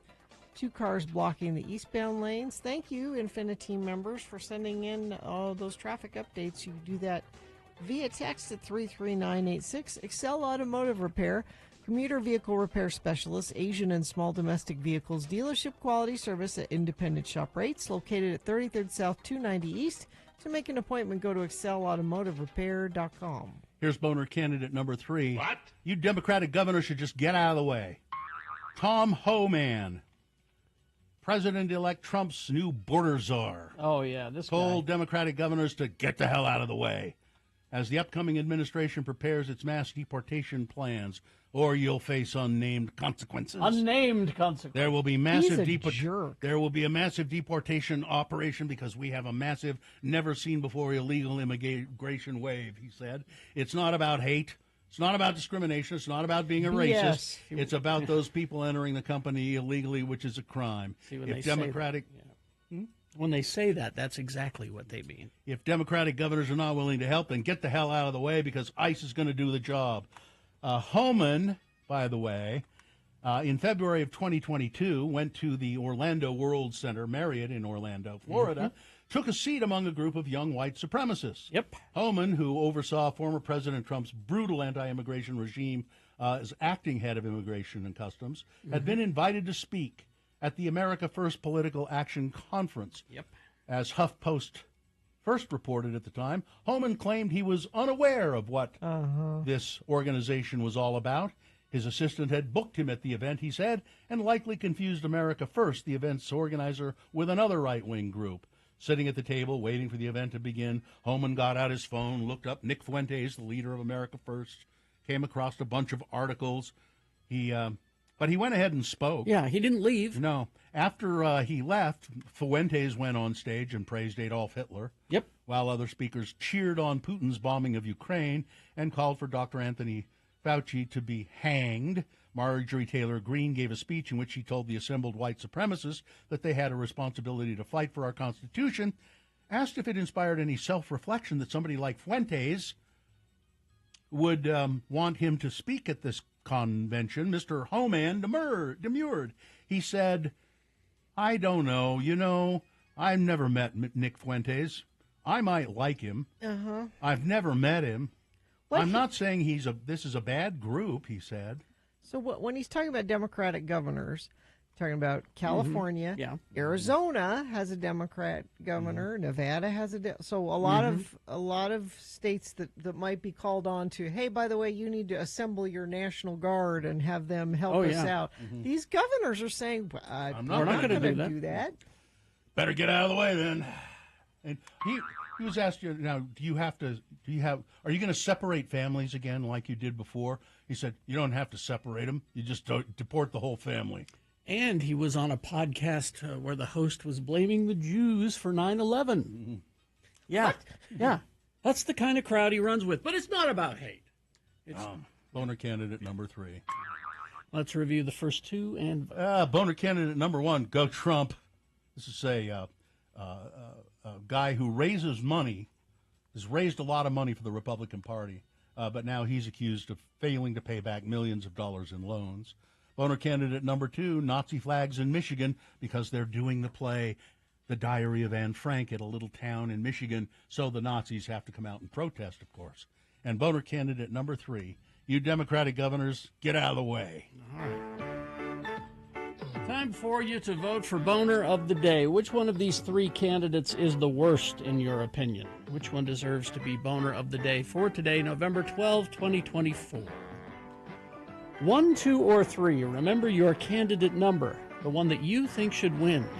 Put that single digit in the message of a text, and then text that to 33986. That's one way to vote. Another is to call Katie in the producer's booth. She'll take your live voice vote. You can say hello at 877-602-9696. Or you can go online, x96.com, look for the box. It says Boner of the Day, November 12, 2024. Click and vote. And if you don't see that box, refresh your browser. It'll appear. Click and vote. Now, as soon as we award Boner of the Day, the phone lines will be open for hello, yeah, what? Yes, it's the innovative radio feature where you call and talk to us. Coming up. I have the best new snacks in grocery stores this year, as picked by the People's Food Awards. I'm always looking for a new snack. People Magazine Food Awards. People Magazine. Yeah, People Magazine Snack Food Awards. So this is a list. A list. Yeah. It's Radio from Hell with another list, because people love a good list. X96. Brand new this year, Skittles Gummies. Skittles Gummies? Yeah. Uh-huh. Okay. Okay, so it's just gummies flavored like Skittles. Yeah. So it all tastes like sugar. Yeah. All right. Ritz Toasted Chips Sweet Habanero. They're so Ritz crackers, but they're toasted like No, chips. I love those, the toasted chips. And it's a habanero, a sweet habanero, so a little spice, a little sweet. Best cheese crackers, Goldfish Crisps. Cheddar flavored Goldfish Crisps. I did get some of the Goldfish Old Bay. Pretty good, huh? How'd they do? They're good. Yeah. Oh. Let's see. Best popcorn, Okay. Lil Evil popcorn. Little Evil? Little Evil brand. Or excuse me, Lesser Evil. Lesser Evil Homer's Blend popcorn. Best potato chips, Lay's Sweet and Spicy Honey Chips. That honey sweet spicy is it is all the trend rage. right now. Best snack bites, Pop-Tarts Roasted Cinnamon Roll Bites. Yeah, I'm there. Pop-Tarts So, bites. so they're not full-size They're just pop. They're little squares. Like snack, like little you have tiny the- squares. Oh, Like a handful of them. okay. Best chocolate candy, Justin Stark chocolate peanut candy pieces. Best gummy candy, Skittles sour gummies. Oh, you meant, yeah. Best nuts, Planters Nuts Duos, espresso hazelnut and cocoa cashews. Espresso, hazelnut. Like they're covered in chocolate. Tortilla chips, Zack's Mighty Rolled Tortilla Chips Chili Lime. Okay. Let's see. Best snack cake, Hostess Meltamores. Meltamores? Don't know what that is. I'm listening. Don't know what that is. Hostess Meltamore. Look that up. They're fudgy and moist. You put them in the microwave for 5 seconds and ooh, So ooh. it must be like a s'more because they've got that Moors in there. Yeah. So Let's see. That's the end of the list. Hostess Meltamores. It says heat the surprisingly fudgy and moist cake in the microwave for 5 seconds to create the gooey caramel center. I see. So it's like a Hostess cupcake. It's upside down. And it's like a lava cake. Yeah. Like it's with a little goo inside, Oh. and then sort of a decorative icing on top. And you can throw it in the microwave and warm it up a little. Ooh. Now that looks I am intrigued. chocolate creamy caramel. Oh, It's inspired by warm restaurant desserts. With real cocoa. Real cocoa. They recommend warm it just 5 seconds in the Stick it microwave. Just quick. boom. I think anything 5 seconds in the microwave is good. I want to Except you- try that. No, you don't want those, Gina. Why? Yeah. Because you can taste microwaves. Oh, jeez. It'll ruin them. 5 seconds. It'll just ruin them. Yeah, that looks pretty good. I gotta say. So you I can think have a the- caramel center or a chocolate center. I think the Meltamores might be the winner for me on that entire list. I kind of like those cashews. Cashews sound good. When eaten together, the espresso-coated hazelnuts and the cocoa-covered cashews taste like a mocha latte. The most Now I'm hungry. the most delicious diabetes that you'll ever. Mm-hmm. Ooh. So there you go. There's your list of snack foods. People Magazine's the very best snack foods. If you believe People Magazine. People Magazine. Oh, I trust People Magazine. I don't know how much of this was paid. You know, you got to ask yourself. Don't know. Can't say. Big snack. Big snack food. You know. We hope you'd enjoyed another list with Radio from Hell on X96. Those little Pop-Tart bites, those get lost in the toaster. You don't put them in the toaster. You just eat a handful of them. Well, then they're not It's Pop-Tarts. like taking a Pop-Tart and breaking it up in little pieces. Why would you do that? I don't know. You're supposed to toast them. Maybe you could put all the little ones on like a cookie sheet. Or a toaster oven. You put them toaster in, oven. Oh, you that'd know, work. Okay. Or an air fryer, maybe. Yeah. All right. Bergs in the chat room says, be wary of this list because big snack food is ruthless. That's true. So They're after your children. they are. I bought a tube of potato crisps. Not Pringles. They at Trader Joe's. Okay. And they're called Saddle Crisps Saddle. because that's It's shaped that's like a shaped saddle. like a saddle. Yeah. That's They're not as good as Pringles. of course.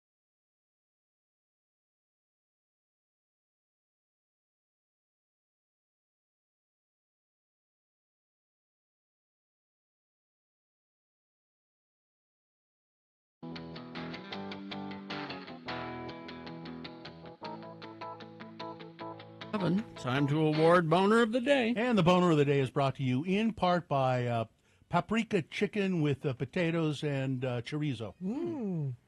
And Feldman's Deli, Utah's authentic Jewish deli with expanded hours, now open Tuesday through Saturday. 8 a.m. to 8:30 p.m. breakfast till 10:30, lunch, dinner, live music Fridays and Saturdays. More information at feldmansdeli.com. Nazis get a lot of votes. Nazis in Michigan, Nazi flags and protests in Michigan, protesting a little community theater production of The Diary of Anne Frank. Nearly 100 votes for that, but couldn't beat Boner candidate number 3, Mr. Homan. Mr. Homan, 145 votes. You Democratic governors, get out of the way. Look at him. Look at him. Yep. That's what you voted for, America. He's scary. Yeah, he's pretty, because he's just an unabashed jerk. Yep. That's your Boner of the Day for today. Today. November 12th. 2024. Now qualified to be Boner of the Week. I'll bet his family really loves him. Yeah. No, I bet they don't. No. Everybody be really quiet. Dad's coming home. It is. It is totally one of those houses. Be really Don't quiet. talk Dad. that way around your dad. Dad's coming home. Be really quiet. Are we going to do that thing now? What? Hello, yeah, what? Yeah, That That thing? Sure. I suppose. This is your chance to sound off, to get on a soapbox if you like, Yeah. to promote something, Yeah. to tell us we suck. If you were recently fired from a radio station. Yeah. Well, there's hundreds and hundreds of people. Yeah. Call in and talk to us about it. We could take up the whole hello, yeah, what with that. Exactly. 877-602-9696. That's the number for hello, yeah, what. It's a feature we invented. So it sort of gave rise to talk radio when we first started doing this. So join us, 877-602-9696 for your chance to just engage in some chat. Maybe you have some good news. I Oh. was just getting mad at Bill I'm like, can we have some good news in the next newscast? You know, Anything? every time you do something like that, Gina, I'm saying, then why don't you do it? Hello, yeah, what? If you don't like it, then why don't you do it? It's not like he creates the news. And also you've got to know by now, I don't accept criticism well. But you can call and criticize us, 877-602-9696. As long as you're only criticizing Gina or Carrie. Don't criticize me. Don't you know who he is? Hello, yeah, what? Oh, my God. Well, I mean, I have some good news. What's that? If you have Disney Plus, Yeah. Deadpool and Wolverine is on today. I never got to see it in the theater, so now I can catch up. There's something naughty about watching shows like that on your Disney Plus app because What do you mean? Well, it's merged with Hulu. See? Oh, okay. So I open up the Disney Plus app and I watch the Rocky Horror Picture Show. Seems extra naughty, you know. Yeah. But with all the F-bombs and everything that's happening in Deadpool, Wolverine, it'll be extra naughty. And the downfall of Disney. And the down. Well, Hello, yeah, what? hardly. They're All right, cashing let's- in like you wouldn't believe. I know.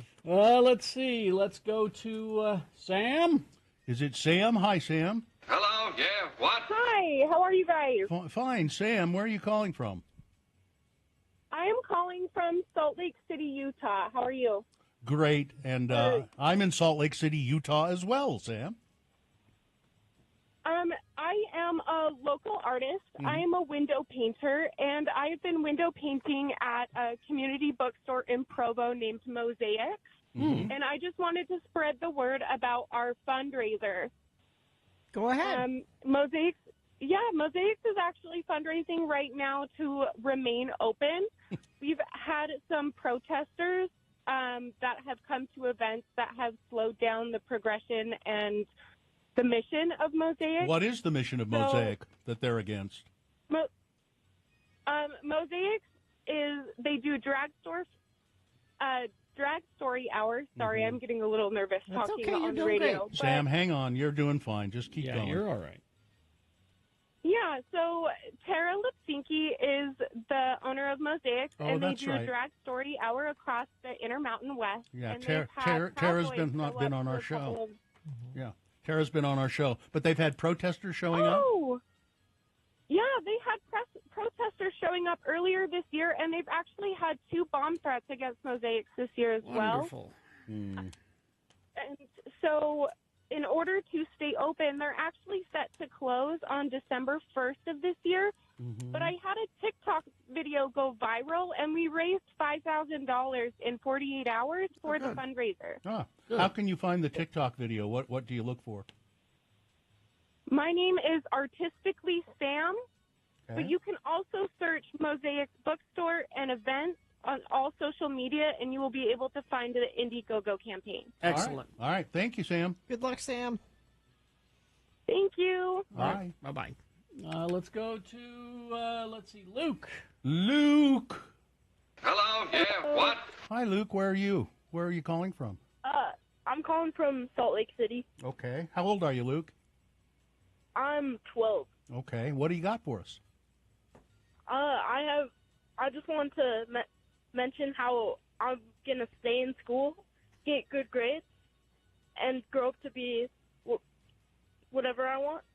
I love all of that, Luke. That's a good plan. Well done. A very good plan, Luke. You just made me feel better today, Luke. Thanks.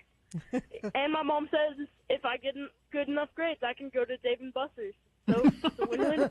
Well, You need a goal. Yeah. That's a fun place to go. So Yeah. you can do it, Luke. Let us know when you get your grades, okay? Okay, I will. Okay. Have Get a good day at You, school. you get a good education and step up to big pay, Luke. There you go, Luke. All right, I will. See Thank ya. you. Bye-bye. I'm serious. That made me feel better. right. Luke saved the day. Yeah, thanks, Luke. Bill's no I help. couldn't but do it. Nope, Luke saved the day. All right. Well, that's what we're looking for with. Hello, yeah, what? So give us a call, 877-602-9696. Just call and talk to us. Oh, everybody's now texting in. Go, Luke. All right. 877-602-9696. Hello, yeah, what? Number to call for hello, yeah, what? Traffic, Gina. Infinity member says rain has officially turned to snow in the most west of Jordans. Somebody else says an accident on-ramp merging I-80 eastbound to 215 northbound. We do have that multi-vehicle crash. This is I-15 southbound approaching Layton Parkway. This is one of those mornings where we have a lot going on because of the weather. Be aware there could be standing water places. I see slowdowns northbound I-15 coming out of Lehigh, going around Point of the Mountain into Draper, picking up again in Sandy, and then again in Murray. Southbound I-15 milepost 330, there's a crash blocking the right lane. Westbound I-215 at milepost 12. We've got some issues this morning. Give yourself some extra time and slow down, please. That's traffic. All right, thank you very much. KXRK Provo, we will take a break and be right back with more. Hello, yeah, what? Right after these. ranlife.com/X96. I'm dreaming of a new home, but worried about finding the right mortgage rate. Well, you don't have to worry anymore. Rand Life Home Loans has got you covered, man. Rand Life slashed their floor rate to 3.25% on a 3-in-1 adjustable rate mortgage for FHA and VA loans. 3.25%. That can help you a lot. It can help you move up to a better neighborhood. Mm-hmm. Or maybe if you want to stay in your own neighborhood, the neighborhood you're in, you like it there, but you want to revamp your house. Maybe a nice kitchen, with those marble countertops you wanted. All within reach now with Rand Life and that 3.25% adjustable rate mortgage for FHA and VA loans. Imagine all of that. Don't wait. Turn your dream into an address with Rand Life. Visit randlife.com/X96. Learn about their incredible new low rates. That's randlife.com/X96. They can help you unlock the door to your perfect home. Thank you. It's Radio from Hell with another list, because people love a good list. X96. This is from the Deseret News, and I don't know if they surveyed people for this or it's just the writer's opinion of where the best French fries in Utah are. It's National French Fry Day today. But it says this article was originally published in January, but it has been updated for National French Fry Day. There are dozens of places that have excellent fries of different kinds. And without further ado, here are where you can guess the best fries in Utah and why. Now, the first one on the list, and I don't know if this is in any order. It's just, a list. And I disagree with this one. Okay. Crown Burger. What do you mean? I don't care for Crown Burger fries at all. They're too fat and too mealy inside. You're not eating them hot then, are you? Yes, I am. I always get Crown Burger onion rings because I usually get the onion rings because I don't care for their French fries. Well, you got to eat them hot. Well, Gina, I don't make it a habit of eating cold French fries. If you wait till you get home, you got to eat them in the car. It says here they are. Here's why I don't like them. This is the way they say why they like them. Okay. It says they're thick and salty. They are not as crispy as other places, but what makes them stand out is their fresh taste. I don't agree. Number two, and I agree with this one, and I think these are the best French fries in town. Bruges Belgian Bistro. Oh, it's their specialty. The Bruges fries. They are crispy, well salted, and have great dipping sauces, and they're great. I agree with this one as well, although I have to tell them don't put salt on them. Tony Burger. They have the skinny fries. I like the skinny fries. And they're shoestring fries, and they're really quite good. Haven't had these. Spitz. Mediterranean place. Oh, Katie likes those. I'm not, no. And then they say they have street cart fries loaded with different toppings. Lucky 13 fries. I've had them, but I don't remember them. I usually get onion rings at Lucky 13 as well. They have, it says... They're okay. Cajun fries if you want. Yeah. Garlic rosemary fries. Cubby's, not familiar with it. They do a crinkle cut. Yeah. Okay. Apparently they have a pretty good burger, I've been told. Cubby's. Crinkle cut sweet potato fry at Cubby's. Do we count sweet potato fries as fries? I don't know. I think that should be a separate category. I don't think sweet potato fries are fries. They're not fries. They're good. They're sweet potato fries, but they're not. Wait, hold on, you two. Hold on. Yeah, I don't. Sweet potato is a potato. It's a tuber. But it's a different It is deep fried. But they were making just regular potato fries for decades before somebody said, hey, why don't we do it with a sweet potato? It tastes different. They're both tubers. And then this is the final one on the list, but I also have the list of where the best fry sauces are. Guru's Cafe. I don't even know where that is. I don't know where that is. It doesn't say in the article? It does not. And this is also sweet potato fries. Oh, this is why you don't know. It's in Provo. Oh, yeah. That's why. Sweet potato fries. And then they also have an adjacent list where are the best fry sauces. So Greek souvlaki, number 10. Really? Number 9, Arctic Circle. I think Arctic Circle is the best fry sauce because they invented it. Number 8, the Purple Turtle. That's in Lehigh. We did a show from there. Yeah, once, and I remember the fries being really good. Yeah. Crown Burger. Their fries they have a pretty good fry sauce, yeah. I use it on You the know onion what? rings. Depends on the Crown Burger you go to. Because some of them have relish in them and some of them don't. Oh, really? And I do not care for a relish in my fry sauce. That's just Thousand Island and you're cheating. Tony Burgers, they have something that it called Tony sauce, and it's essentially fry sauce. Cubby's Chipotle fry sauce. Chom Burger. Don't know where that is. No idea. CHOM? Yeah, Chom Burger. They have Chom sauce. That doesn't... Okay. And number 3, Station 22. Don't know where that is. Number 2, Hires Big H. Yes. Yeah, good. They have good fry sauce. Chom Burger's in Provo, too. That's why we don't know. I don't eat anything at Hires anymore. What do you mean? I don't eat anything at Hires anymore. I love Hires. I became disenchanted with their food some years ago. I am enchanted with Hires. And Bruges waffles and frites, because they have the great fries and they have all kinds of dipping sauces for the French fries. There you go. So there you go. Thank you very much.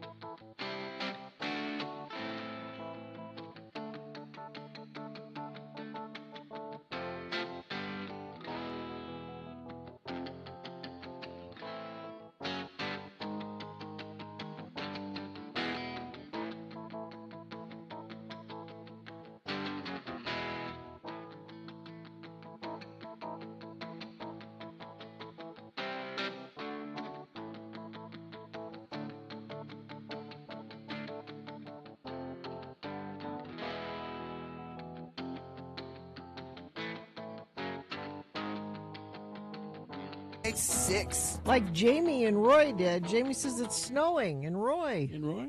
It's white lumpy rain down here in downtown Salt Lake. Oh, look, it's snow. Look. Yep, intermixed with rain.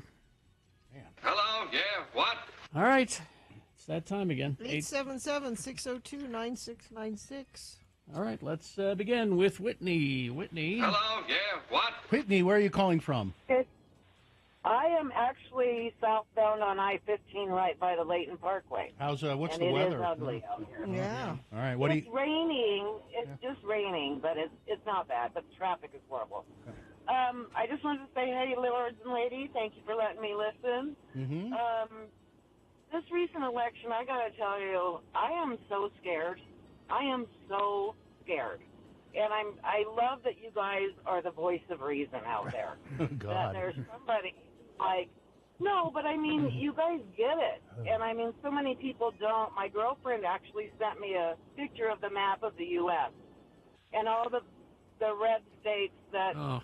he wanted, and then the blue ones, and in the blue ones it said America, and I'm not going to swear, but the red ones said dumb Huggistan. If you know what I mean. And I thought that was so appropriate.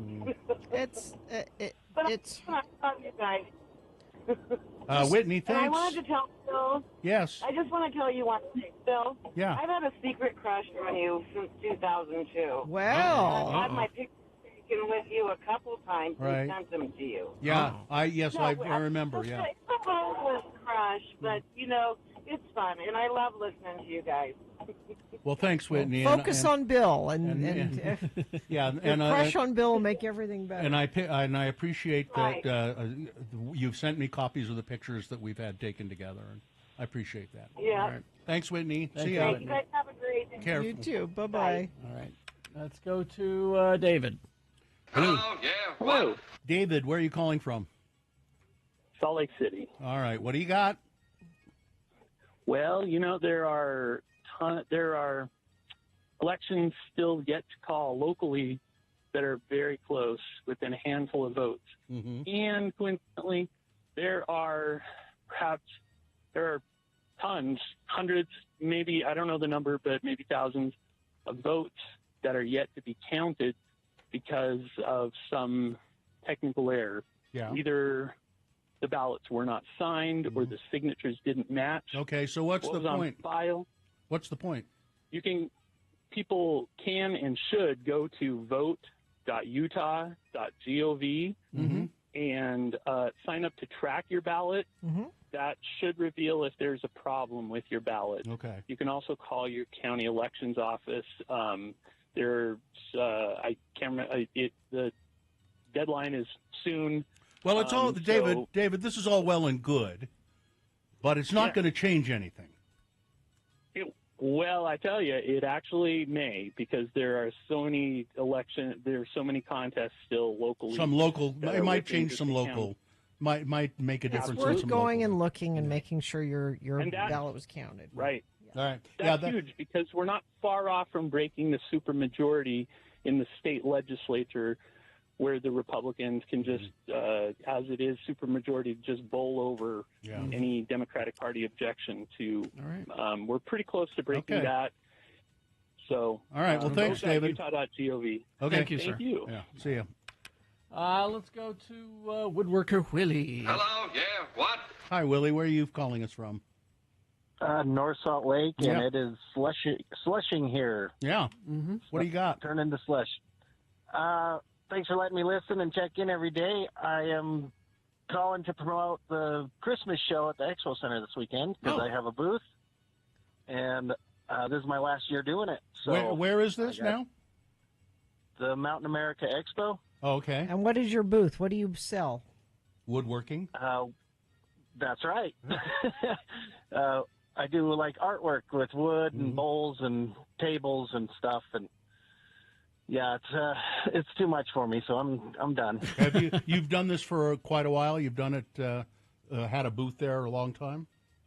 Yeah, I've been there a few years, and if anybody wants to stop by and everything's discounted, I'll be right across from Volker's Bread. If anybody's ever had that, Ooh, it's yum. amazing. Yes. Okay. All right, Willie, thank And you. And it's this what do you- weekend. This weekend, 14th, 15th, 16th, and if Carrie, Bill, Gene, or Katie want to stop by, I have a gift for the Radio from Hell show. Oh, that's nice. Thank you. Thank All you, right, Willie. Willie, thank you. Okay, thank you. Bye-bye. Carmen. Carmen. Hello, yeah, what? Carmen. Hello, Carm. Hello. Good morning. Hi. Where are you calling us from? I'm calling from Sandy, Utah, where I have some fluffy snow coming in. It's actually starting to accumulate, so it looks like our first snowstorm of the year. All right. What's going on? What do you have for us? Yeah, I am very excited, long-time listener, first-time caller, and I am actually involved in local politics. I work for a local environmental nonprofit called Heal Utah, the Healthy Environment Alliance of Utah. And, you know, I'm hearing a lot of people still concerned about the elections and everything that's going on, and I'm glad to have been following them because We're an advocacy group based on grassroots action where we encourage people to just take action. Call your legislators, come up to the Capitol with us during the legislative session. And tonight we are actually hosting a policy roundtable discussion to talk about addressing air quality in Salt Lake County. That's going to be at the Day Riverside Library in Salt Lake. And you can find all this information on healutah.org. And on our social medias. But we just want to encourage everyone to stay active, call, text, email your state legislators. All those phone numbers and emails go directly to them. So you have a bigger voice at your local level. And we need to stay engaged and active in this trying time. So All right, we just want to encourage everyone that there's safe spaces and to come hang out with us. Okay, All right. Thank you, Carmen. Thank you. One last call. We have time for Faith. Hello, yeah, what? Hey, Faith, good morning. Where are you calling from? I was calling from downtown Salt Lake, but I got to my college in Taylorsville All right. right as it started snowing, so I am covered. All right. What do you got for us? So I've been listening basically since the day I was born. 18-year listener, first-time caller. Wow. Thank you. I still can't put names to voices for the most part with you three, but I'm Bill. I've enjoyed every Yeah, that's day Bill. of it. Hi, I'm Carrie. And I'm Gina.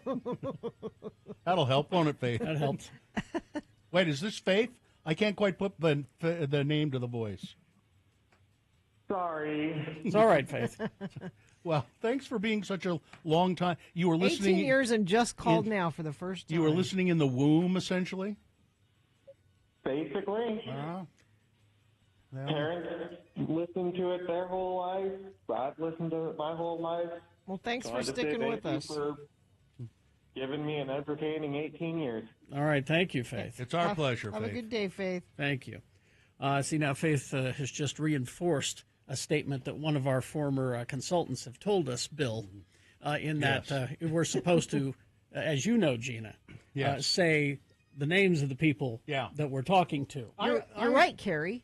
Carrie, you know, I actually do try to do that. Because I think our consultant was correct in that case, Carrie, that it does help. I hate it. Why? Why do you hate it? It sounds condescending. Condescending. Because anytime a parent or a boss or somebody is dressing you down, they say your name. That's true, Carrie. Always say your name. Isn't Well, that right, Gina? It's so right, Carrie. Yes. Huh, I don't Wouldn't you feel- agree, Bill? Yeah, Gina, but I don't feel condescended to when you guys say it. Well, it's difficult. Because what you're telling me is you are being condescending. I just don't get it. Is that it? No, not at all. All right, traffic, Gina.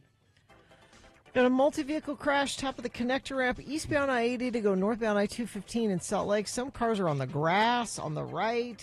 It's slowing down traffic northbound I-215. That's not good. Multi-vehicle crash I-15 southbound approaching Layton Parkway. I'm actually looking at the UDOT cameras, and it's one of those mornings where I'm going to have to bow out and say there's too many accidents to mention. Yeah. It doesn't look like that should be causing that much trouble, Yeah. but... folks, it seems like every year we forget how to drive in bad weather. People go, so I don't know what to do. Please slow down. Give yourself plenty of space between you and the car in front of you. Make sure your lights are on. Do all of those things. Get where you're going safely. If you do see something, you can still text us even though there's a lot going on. 33986. The State Room presents Making Live Music Memories. Don't miss Amy Mann with Jonathan Colton Wednesday, November 13th at the Commonwealth Room. Get tickets at thestateroompresents.com. Beat Gina coming up after these messages and a song. It's easy to play, easy to win the prize. What is the prize today?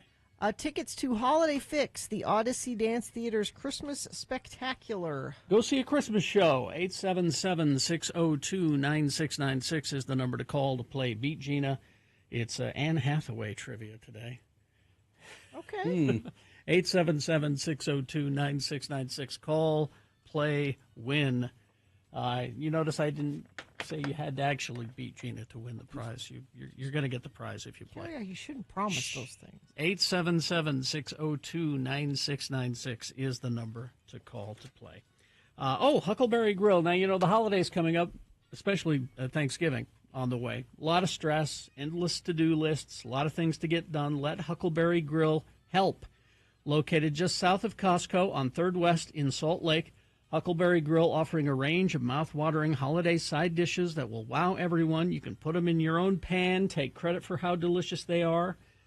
Creamy Utah funeral potatoes, aged cheddar mac and cheese, fluffy mashed potatoes with demi-glace gravy, sweet potato mash topped with crushed pecan brittle, serves about 12 people for just $24.95, and with leftovers as well. So order ahead. You can get desserts as well, the Huckleberry Supreme Pie or the signature Huckleberry Chocolate Mousse for dessert. Huckleberry Grill has everything you need for a less stressful holiday feast.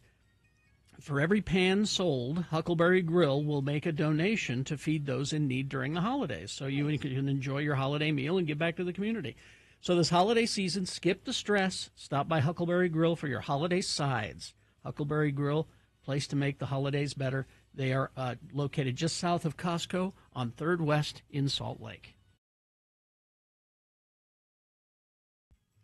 So last night, my husband, Dr. Jones. That would be Monday night. Yes. Mm-hmm. Actually, it started the day before. The day before, really, he made pizza dough and pizza sauce. This was a process. Okay. He's like, I'm going to make it on Sunday because we have time on Sunday, and then we'll cook it on Monday. And we do individual personal pizzas. Dr. Jones. And he'll make the dough and the sauce, and then he'll put out a display of all the different various toppings you can have. Mm-hmm. There's a display, a big on the counter. Everything's chopped and in bowls, and you can make your own pizza. The idea being, it's your pizza. This does not have to appeal to anybody but me. You call him Dr. Jones.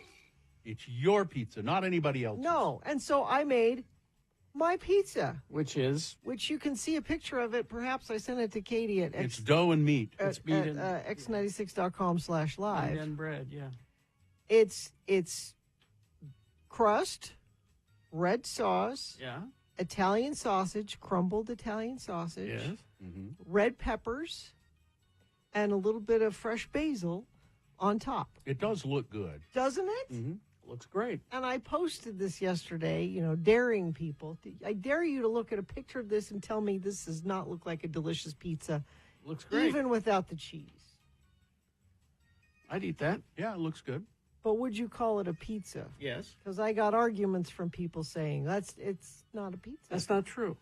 Oh, just because it doesn't have cheese? So I got so this is a comment from somebody that has the actual definition of pizza, like Merriam-Webster's definition. I would go to a chef before a dictionary for a definition. The dictionary says an Italian dish consisting of a flat, round base, baked with a topping of tomato sauce and cheese, typically with added meat and vegetables.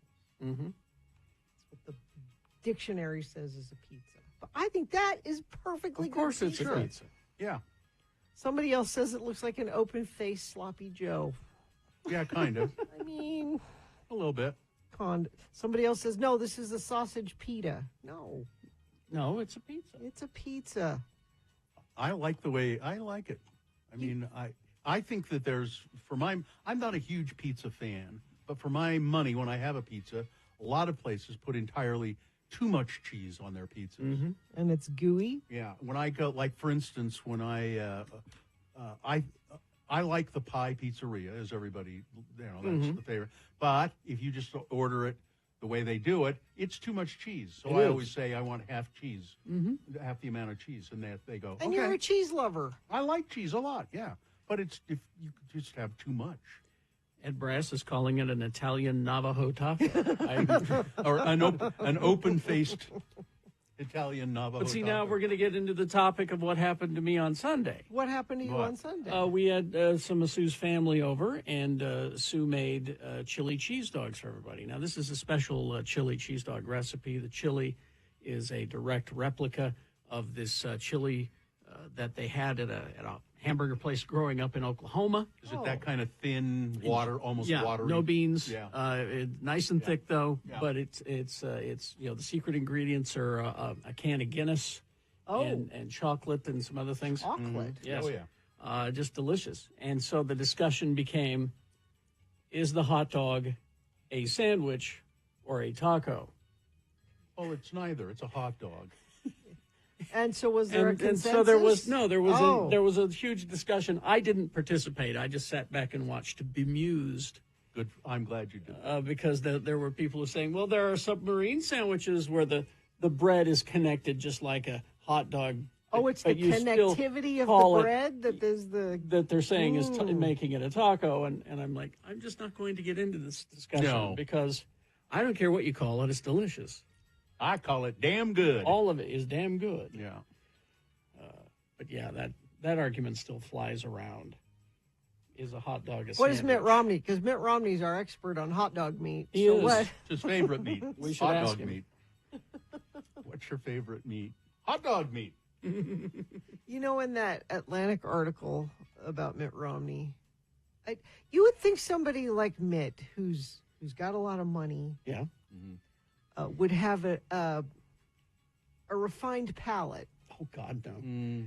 And he doesn't. No, money doesn't mean you have taste. No. It's like in different parts of that article, it comes up quite frequently. His eating habits, and like some congressperson, I think from Alaska, gave him some Alaskan salmon, and he was like, "Oh, I'll eat that." Well, I don't like salmon, but I guess if I put ketchup on it, I'll.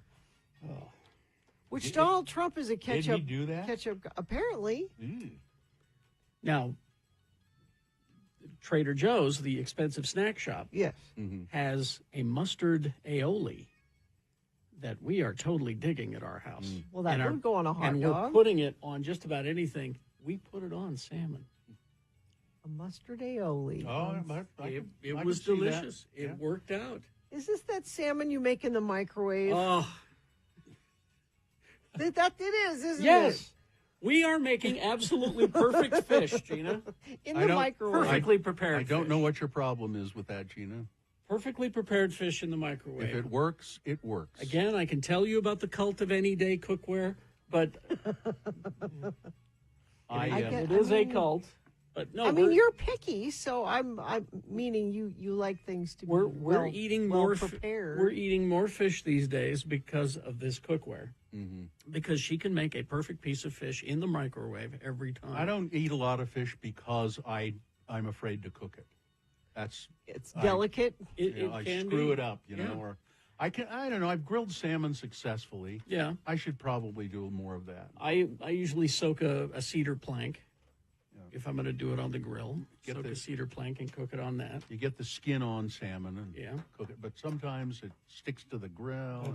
But she's making perfect fish every time. She'll cook it in the microwave, and then she'll sprinkle some like a Parmesan mixture on top of it, and then stick it in the toaster oven to crisp that up on top. And it's just delicious. So in the Trader Trader bit of Joe's mustard aioli. I got some of that.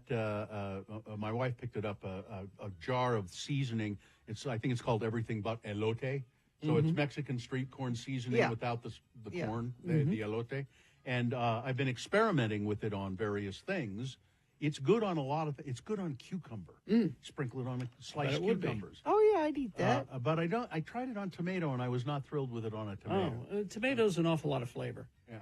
It wasn't, but I can the see cucumber was great. I can see where the tomato might overwhelm. So I'm finding more and more things to put it on other than just or I made a bowl of steamed vegetables the other day. They were just frozen vegetables, and a variety of carrots and all that, and steamed them, put a little butter on them, and then sprinkled that elote That's on probably it. good. Really good. Well, that pizza, I only ate half of it last night, so it is waiting for me at home. Okay, well, I'll have it. And I will heat it up in the air fryer, not in the microwave, because I want it to. And anybody who tries to tell you it's not pizza because it doesn't have cheese on it is just, they don't know. Thank you. Because I've been to Italy. I've had pizzas. They have do. pizzas with no cheese on it. I've had pizza with tuna on it. Now that's not a pizza. Canned tuna. That is not a pizza. That was in Helsinki, Finland. That is not. You didn't They have had a tuna tuna and pizza in peas. Helsinki, Finland. I did. It's not a pizza. I did. It had, I forget what else was on it because I was so surprised by that. Mm-hmm. And it was good. Tuna and peas. Because on this day, 1987, Sisters of Mercy released their second studio album, Floodland, featuring that song, This Corrosion. Never get tired of that. All right. Beat Gina, brought to you by. Christmas Spectacular is back at the Grand Theater December 19th through the 23rd. Why go to Endless Christmas Productions when you can get your complete holiday fix at Odyssey Dance Theater's Christmas Spectacular Spectacular? See excerpts from A Christmas Carol, It's a Wonderful Life, Elf, A Christmas Story, Home Alone, The Redux Nutcracker, The Rockettes, and White Christmas. Details and full lineup of dates at x96.com. Well, it's time for another Beat Gina. I'm Johnny Ola, Beat Gina announcer, and winner of dozens of surveys asking about the best-looking game show announcer on radio in the downtown Salt Lake area. Okay. And it's all because I know how to be good-looking. I learned a system for improving your total appearance that you can learn too. A system. Discover how you can have your good-looking days every single day of the year. Wow. Techniques that actors use to look much handsomer than they really are. Really? How to flatter your stomach. Excuse me, flatten your stomach. Or flatter it, if you like. 14 days to a perfectly toned body. How to dress sexier, releasing your inner good looks. Okay. How to turn bad features into best features. That's what I need. 10 ways to look taller and leaner. And so much more. The Good Looking System contains 2 world-famous bestsellers. Inner Looks for Your Face and Building a Better Body for Your Physique.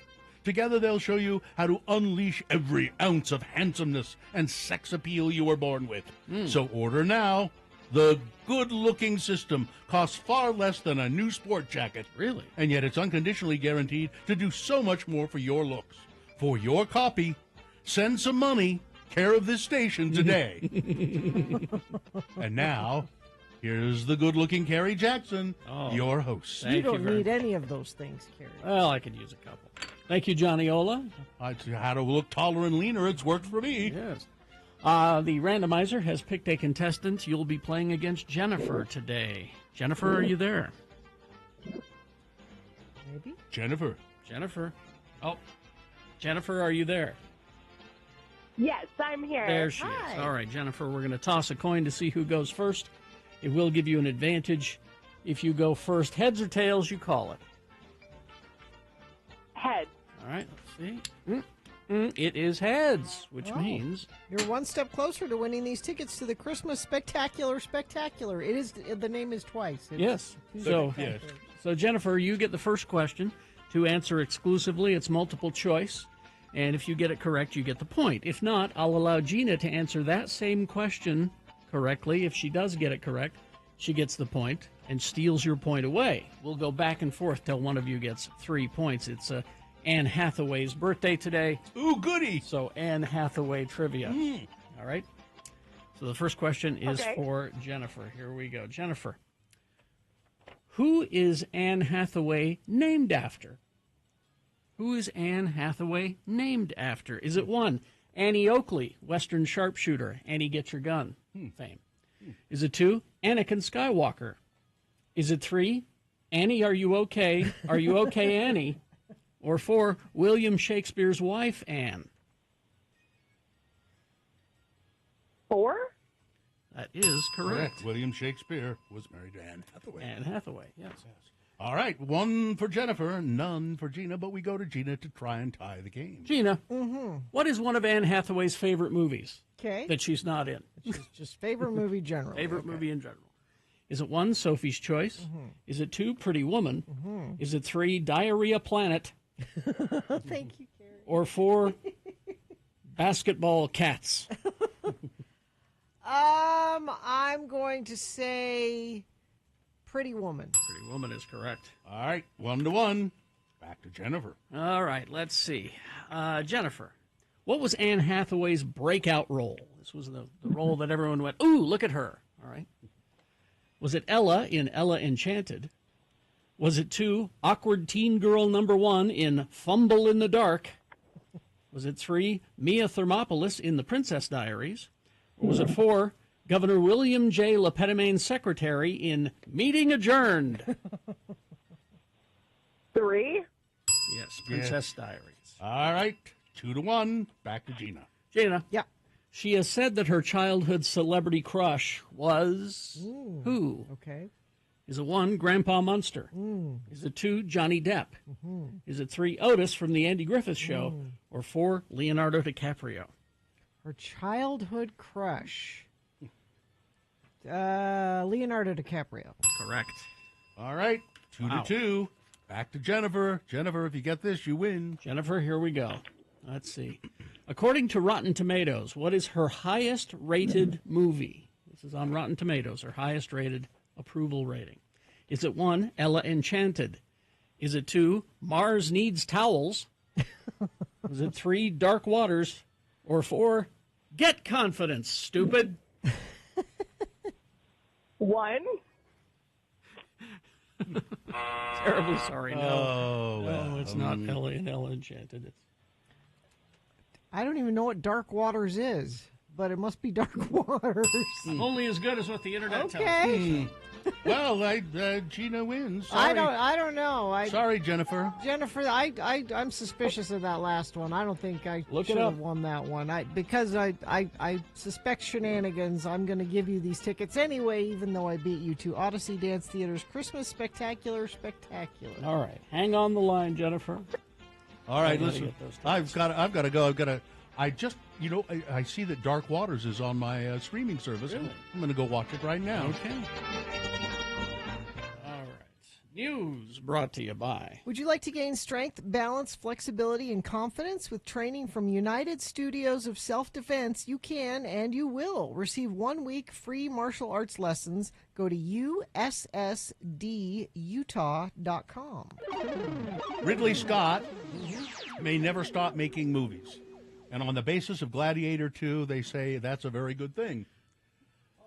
Following 2 imposing historical epics, The Last Duel and Napoleon, the prolific 86-year-old auteur delves even further back in time for a sequel to his 2000 Best Picture winner.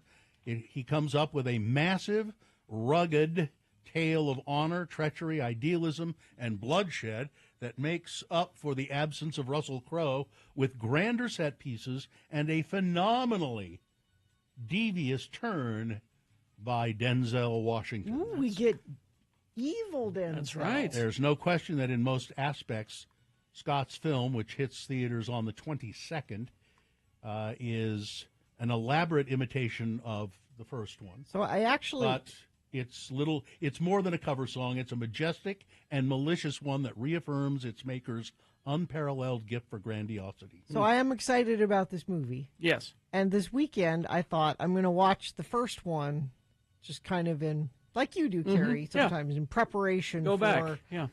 Were you not entertained? Well, I didn't make it that far because as I was looking, I came across Troy. Oh, no. No.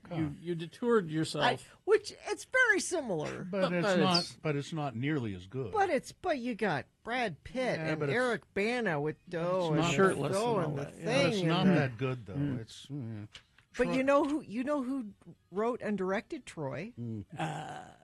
David Benoit, who did all the Game of Thrones, and I'm like, this all makes sense now. Yeah. Yeah. Well, anyway, this Gladiator 2 is supposed to be, and just the little snippets I've seen on TV that in commercials, you go, what? It's all about Denzel, apparently.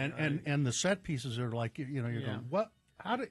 But it, Ridley also said that he would like to make another a sequel to Alien Prometheus. That the one that nobody wanted. Mm-hmm.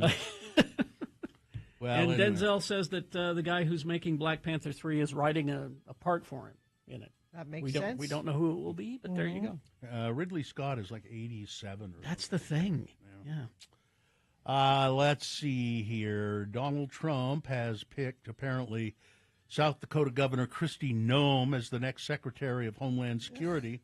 She can keep us safe from dogs and goats. Puppies, just little puppies. She's shooting the dogs. And Yeah. was it a goat or a sheep? What else did she? She shot another animal too. yeah. A goat, I think it was. Yeah, I think. With the announcement, it hasn't been officially confirmed, but CNN said 2 people familiar with the selection support the claim.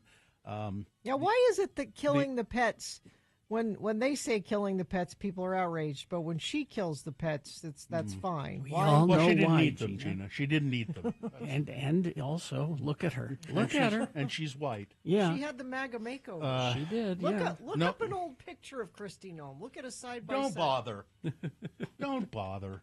I can't stand to look at her either way. Noem was first elected as South Dakota governor in 2018 and achieved re-election 4 years later. In early 2024, she was widely seen as one of the favorites to be Trump's vice president. However, her odds declined sharply following she published it in a biography. Yeah, in her book. That she shot a dog named Cricket. And then she said that it wasn't supposed to be in there. Yeah. Just bizarre. Absolutely bizarre. Well, but I think they finally decided to call the Kerry Lake race. Yeah, I've got that right here. Ruben Gallego. So that's some good news. Yeah. Yeah, let's see where I've got that right here. Democrat Ruben Gallego. Well, he says he's won the race for Senate over Kerry Lake, but I don't know what. I don't know. She may have won. She's going to say. She'll say she won. She Yeah. said, "How can he win this race when I didn't lose the first time I ran?" Mm-hmm. Boy, there's a guy in the chat room found a side by side of Kristi Noem. I'm telling you, it's weird. Yep. Yep. Well, I don't. You don't Do what? I have to look. I mean, you I'm don't not- have to, but Well, I will. Yeah, that's pretty bad. Yeah. Anyway, Ruben Gallego projected to beat Kerry Lake in the race for Arizona's next senator after Lake seemed to struggle to win over moderate and independent voters.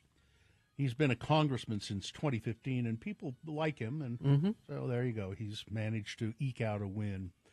The Kremlin, that's the Ruskies. Yeah.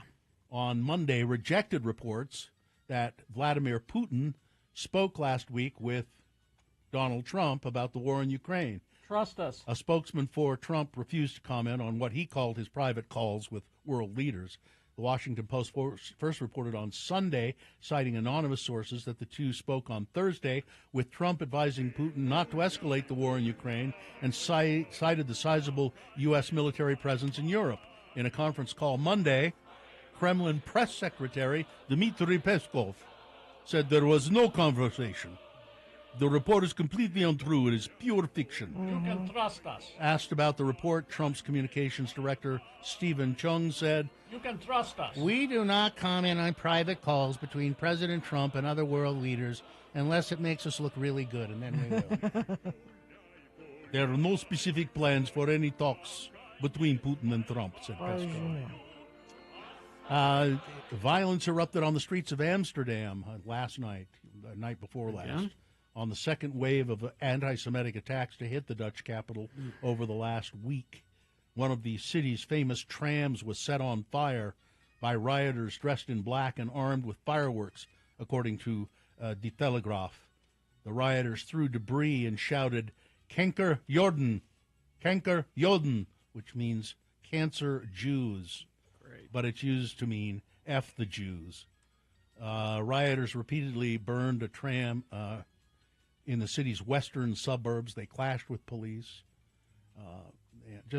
And such a great city. I don't.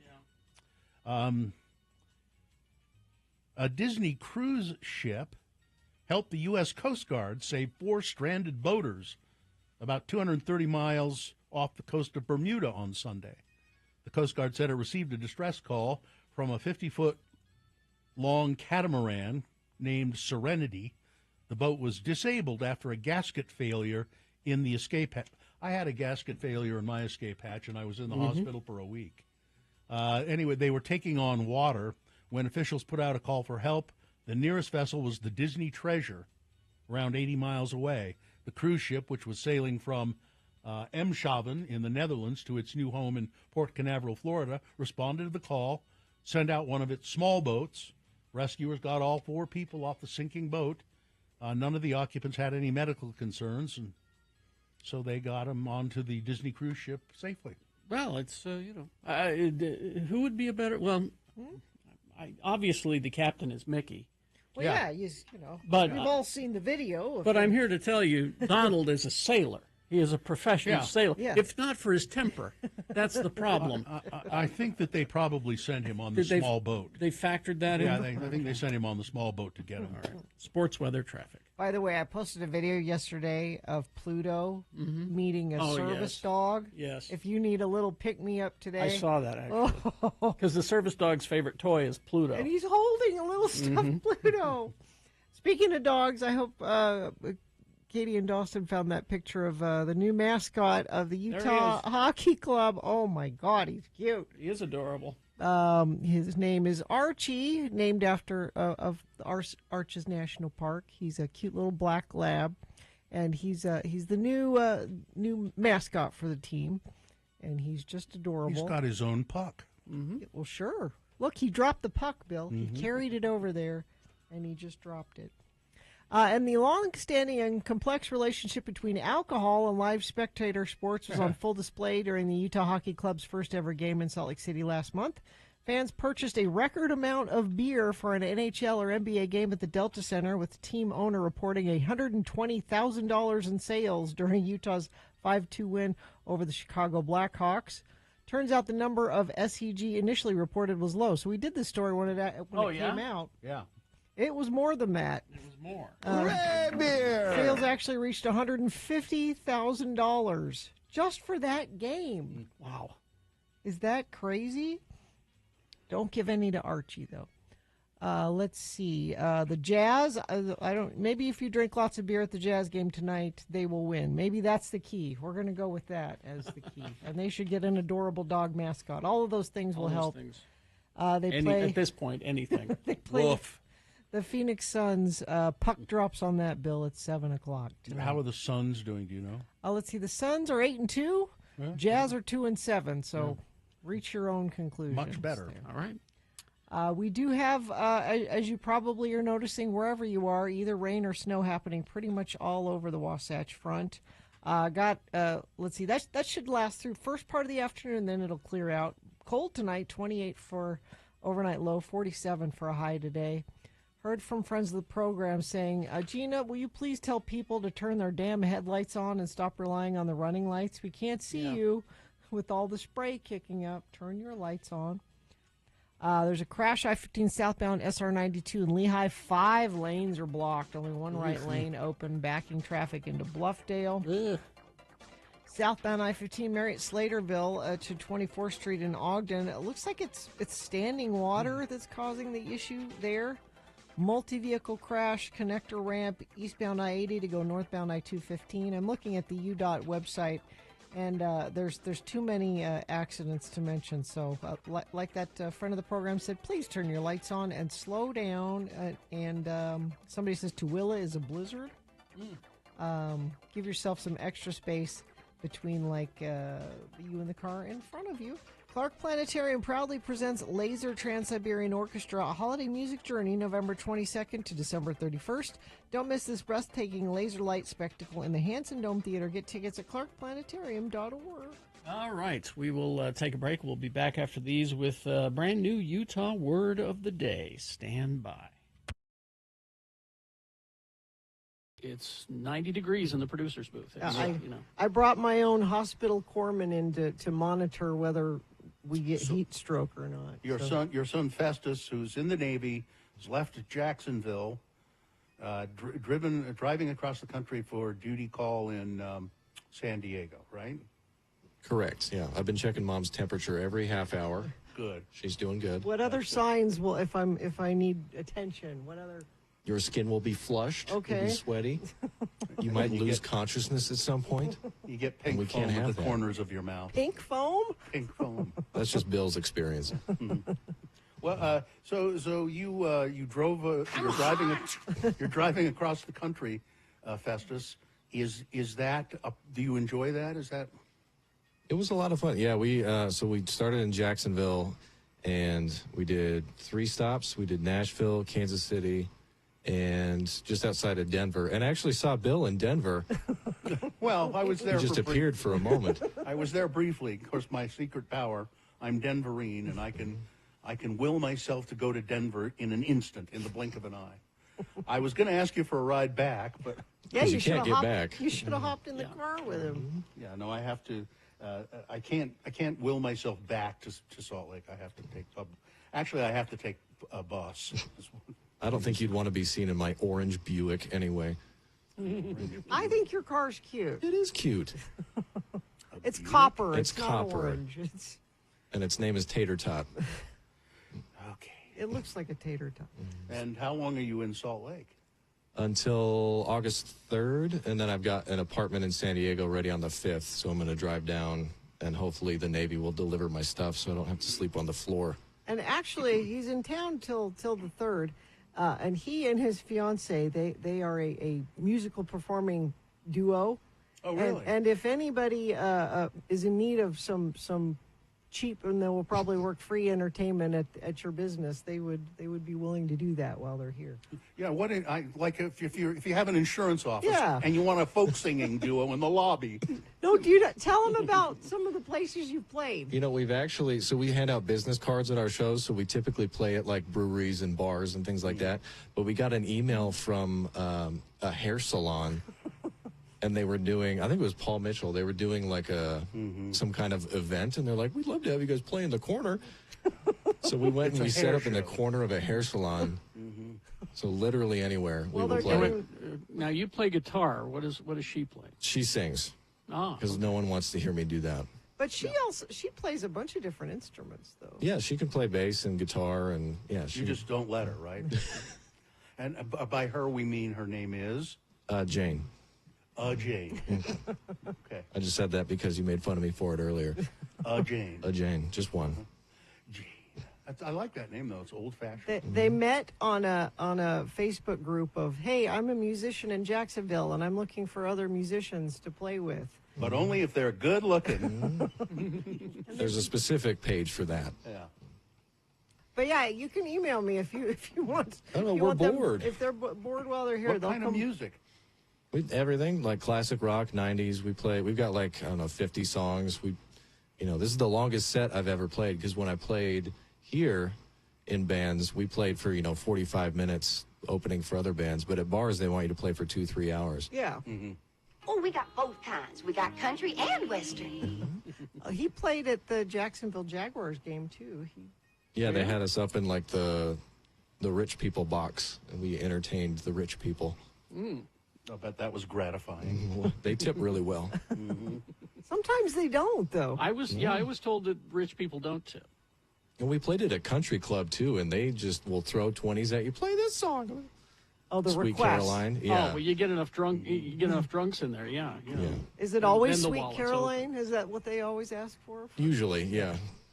Bum, bum, bum. And you'll play that. I never want to hear it again in my life. But you'll do it for $20. I'll do it for $20. Yeah, there's not a lot I won't do for $20. It's the mating call of the rich white drunk person. What does the Navy? What does the Navy think about this? Do they just don't care? No, they don't care. I mean, because we don't make that much money doing it. If you get like a job on the side, you have to get it approved. But we're pretty much just do it for fun, so they don't really care. All right. Well, that's nice.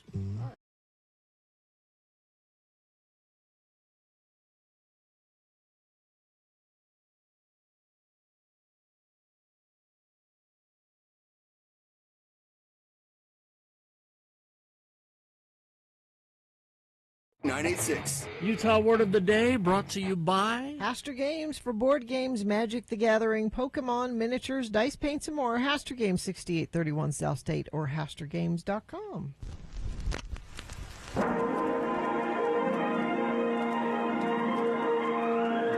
It's often said that people of Utah speak a language all their own. It's a language that's often confusing and even incomprehensible to newcomers here in the Beehive State. So, Radio from Hell presents a handy guide to help everyone understand how the natives speak. It's the Utah Word of the Day, and today's word is... Ninches. Ninches, and also Sminches, Sminches, Sminches.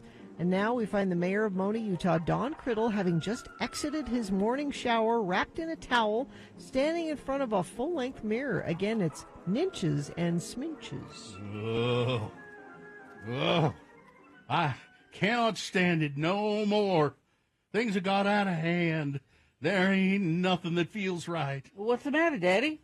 You got yourself all in frustration of some sort. What's making you fret? Looking at my reflection in this mirror is what's doing it, son. I have become a huge mound of flesh. I'm a round mound with no rebound. I can't stand the way I look. Well, Daddy, there's one quick and easy solution. If you want to lose, do you want to lose 10 pounds of ugly fat right away? Well, of course I do. How can I get rid of 10 pounds of ugly fat? Cut off your head? Get it? You cut off your head. Ha ha. I love that joke. Ha ha ha. Really funny. You are pretty fat, Daddy. I mean, you're so fat that the picture I took of you last Christmas is still printing. Oh, no. One good thing, though, Daddy. You are so fat that you don't need the internet because you're already worldwide. All right. Enough, Mr. Funny Pants. You're a real Brian Regan, ain't you? Thank you. I'm serious now. I got to get rid of some of this blubber. It's not good for my health. I'm too fat to wear my sash. You know, the one that says Mr. Mayor on it.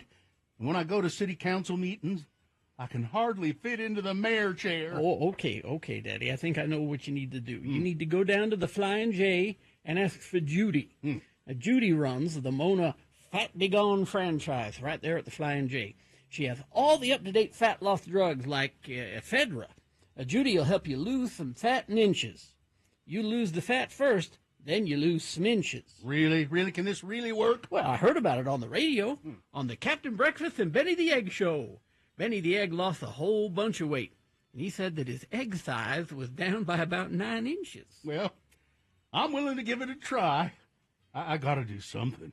I mean, I can't wear any of my old clothes. Every bit of it pinches. Join us again some other time as we examine how the Utah natives speak with the Utah Word of the Day. 8:52 right now. I'm just going to check the weather for our whiskey walk. I think we'll be okay. So I'll be fine. It's sold out, by the way, our whiskey walk on a Saturday. Well, it says chance of rain before 11 a.m. Bring a bumbershoot. So we and Jimmy has said it. This is rain or shine. We're doing this, and it was pretty popular. So I bet we do this again sometime. It wasn't just pretty popular. It man. Now the tour is sold out, but we're going to end up at the Ruin on Main Street at the end, and the bar's just open. Anybody can come. That's where I'm starting out. I'll start out at the Ruin, and by the time you guys get there, and then I'll finish at the Ruin. I have done these walking tours in other cities, like a food tour. I've always enjoyed them, but I've never had somebody as charming and energetic and informative. You. I appreciate that. Not you, Bill, as What? Jimmy. To lead it. So I've liked these when they're just regular people. I'm excited to be on this tour with Jimmy. Not you. You're not even going, Bill. Yeah, well, I'm going to be there. I'll be at the Ruin. Now, it starts at 2, I think. 2. Yeah. And Jimmy said it's about 2.5 hours to get to the Ruin. Yeah. So we're figuring like 4:30. Yeah. Because, I mean, y'all can be at the Ruin. So if I get to the Ruin at 2, by the time you guys get there at 4:30, I might not recognize you. I mean, I actually think we get there at like 4. Like so the whole experience is 2.5 hours. So that I includes see. our time at the Ruin. bar. Oh, too. okay. So, All right. So probably 4 o'clock Yeah. at the Ruin. Yeah. So I might recognize you, and I might ask you to buy me a drink. But I won't be driving you home, Bill, because I will have been on the whiskey and walking tour. You're going to have to find another ride. Who's going to home. drive you home? Well, See, I'm going to take a lift. They Yeah. keep sending me, hurry and get your me too. discounts, but not on the day that you need it. Yeah. Use it today. Yeah, they want you to use it on a random Tuesday. Yeah. Saturdays, they don't have any problem. Yeah, I can't use That's it on what it Saturday, is. so. Well, you'll pay full boat, Mr. Yeah, Mr. Whiskey Walker. I'll get somebody to drop me off, and then maybe I'll hitchhike home. That'd be interesting. It's not far. Just stick your thumb out Yeah. and. I used to hitchhike to school when I was in graduate school. So I lived, at one point, I lived pretty far away from the campus, maybe 3 miles, 4 miles, which is kind of far to walk. So I would just go out on the road, and there was always a stream of cars going to the campus, stick my thumb out, and somebody would always pick me up. And a lot of times it was the same person. Well, they had a crush on you, clearly. They were looking for you. They figured they knew what time you were out there. It was Whitney, wasn't it? No, Gina, this was in Pennsylvania. Oh. Wasn't Whitney. This one guy used to pick me up. He picked me up 3 or 4 times. He had a sports car, really nice suit, very well dressed. And I never asked him anything. We'd hardly talk. Mhm. But his face was horribly burned, scarred with burn. And I did never have the guts to ask him about it. All right, traffic. All lanes are now open. Traffic moving again, but still very slow. Southbound I-15 from Marriott Slaterville into Ogden. Not such good luck, though, down south. I-15 southbound SR-92 in Lehigh.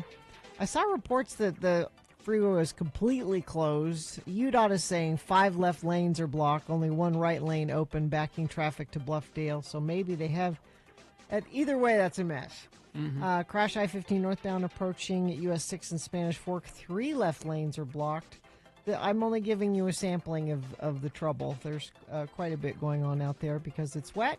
And heard from friends of the program saying people aren't turning their lights on. It makes it hard to see when the spray is kicking up. So make sure your lights are on.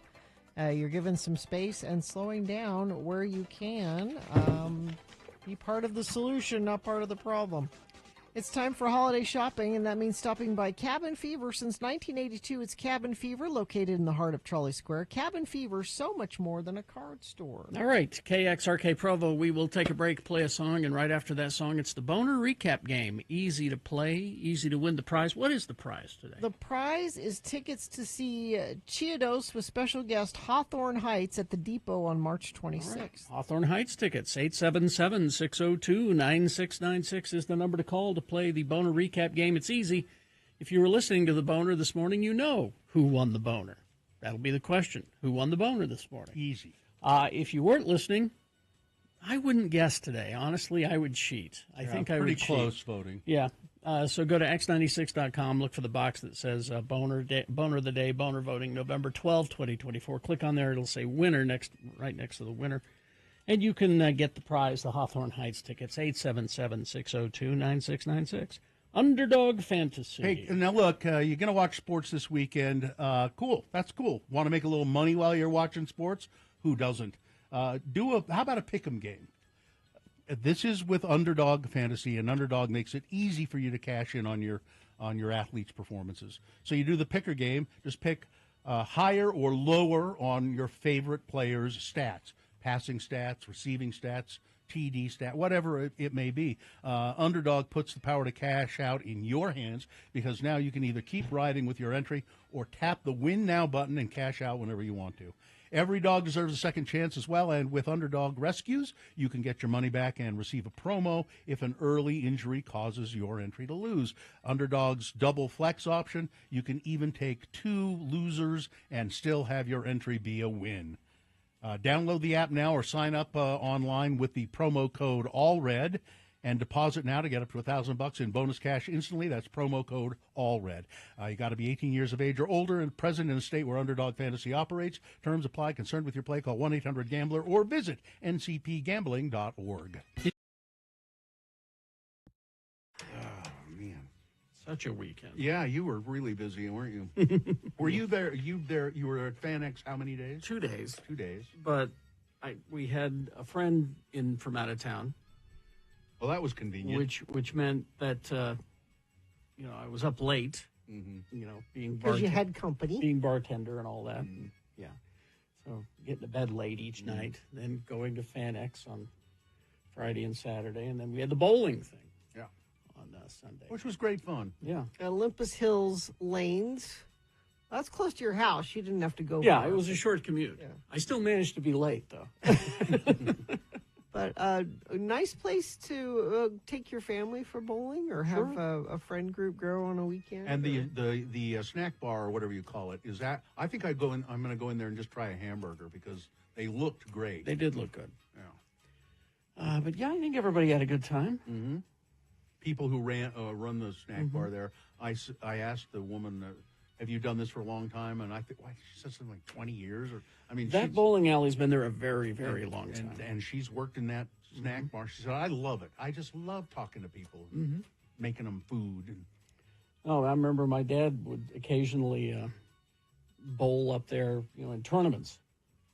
They would have them there. And I remember I'd swing over and see him bowl. But, yeah, I mean, it's a good facility. And the couple that run it, they don't own it. They're the managers. And they were for years and years and years at Orchard Lanes out in Bountiful or North Salt Lake. They're longtime bowling people, Yeah. it sounds like. And that got torn down so they could make more apartments, and so they got the job managing that one.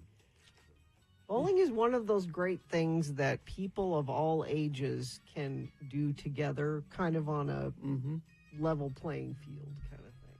Reasonably level. Yeah. Well, I don't know. There are people who are way better than others. Well, yeah, but I mean, Spencer, one of our techs, was. Now that guy can bowl. He was going on about weighted balls and all of it. He clearly is a bowler. Well, and Nick, his wife Alyssa said, and he's great at ping pong too. Nick took a bowling class. Yeah, Nick. He got a bachelor's degree in bowling, and he minored in karate. Well, yeah, I thought on our lane I was going to be the winner, but then here Nick and his bowling class showed up. Oh, did he come through? And beat me by, I think, 5 points or something like that. I got a strike, sort of. I didn't. I mean, it was my turn to bowl, and I had taken my shoes off, so Carrie played for me. She was taking. We were halfway through the second game, and she's just like, "I'm done." Well, that's it. And I said, "Okay, I'll bowl for you." And so I threw. I got a strike, and I said, "Tell everyone you got a strike, Gina. It's right there, scoreboard." And I didn't roll a single ball. Yep, not one. My job was to wander around and socialize, which I did very well. By the way. Yeah, you were fantastic at it. I was good at socializing. And you were dressed for the part. That's the other thing I appreciated. Yeah.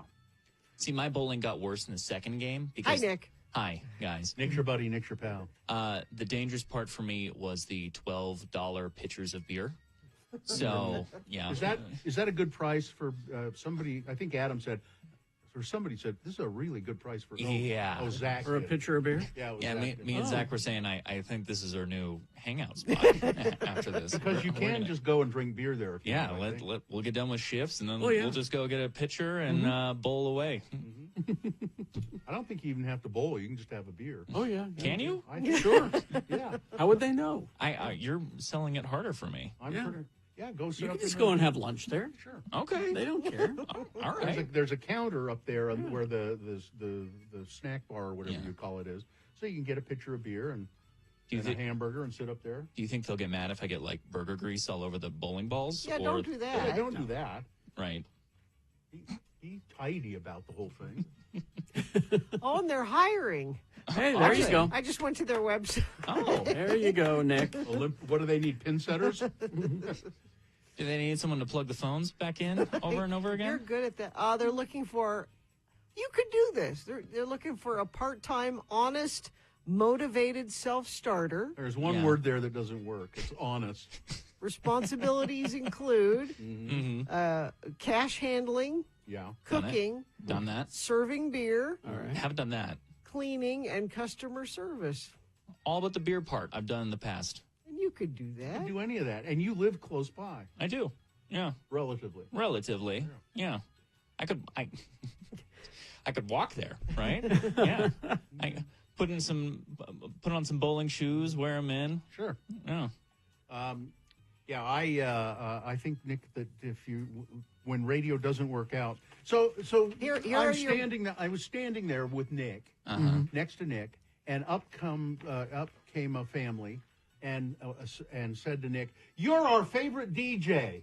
And I said, I'm standing right next to him.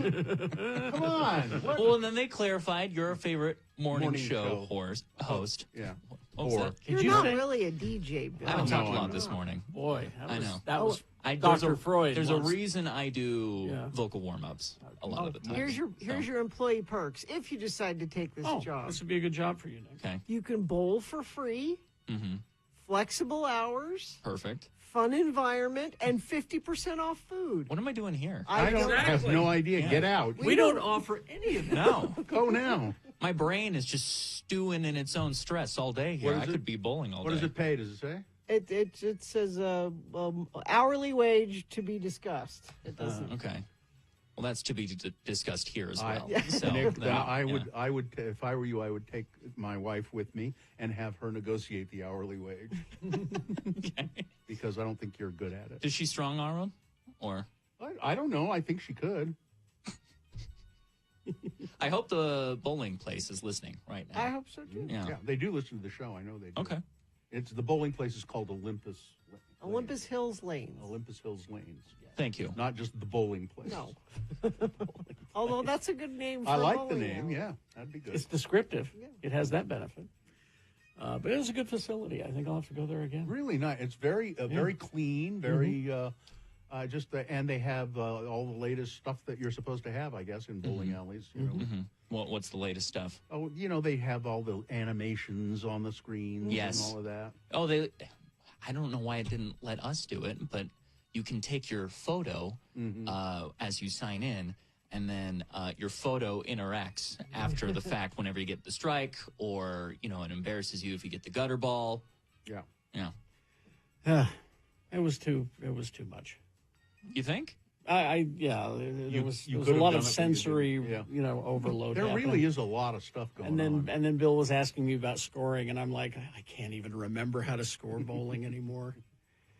I love the overstimulation. I wish they had mobile games playing on the screens up top so I could split my attention several Well, they had ways. 2 football games going on. Yeah. That's on not some enough big for me. screens, too. No, Oh, really? that's not enough for me. I need more. I just went around to the different lanes and said, we don't allow gambling on this establishment. I want you to know that. I didn't go over into they have a lot of arcade games too, and I didn't really go over and look at them. They have some good ones. There was an electronic fishing game where it was catch king lobster to win. Why do you catch the lobster? Because it was all fish. But if you get the lobster, King you lobster win. was the anomaly, Yeah. So if you managed to catch king lobster, you won. Right.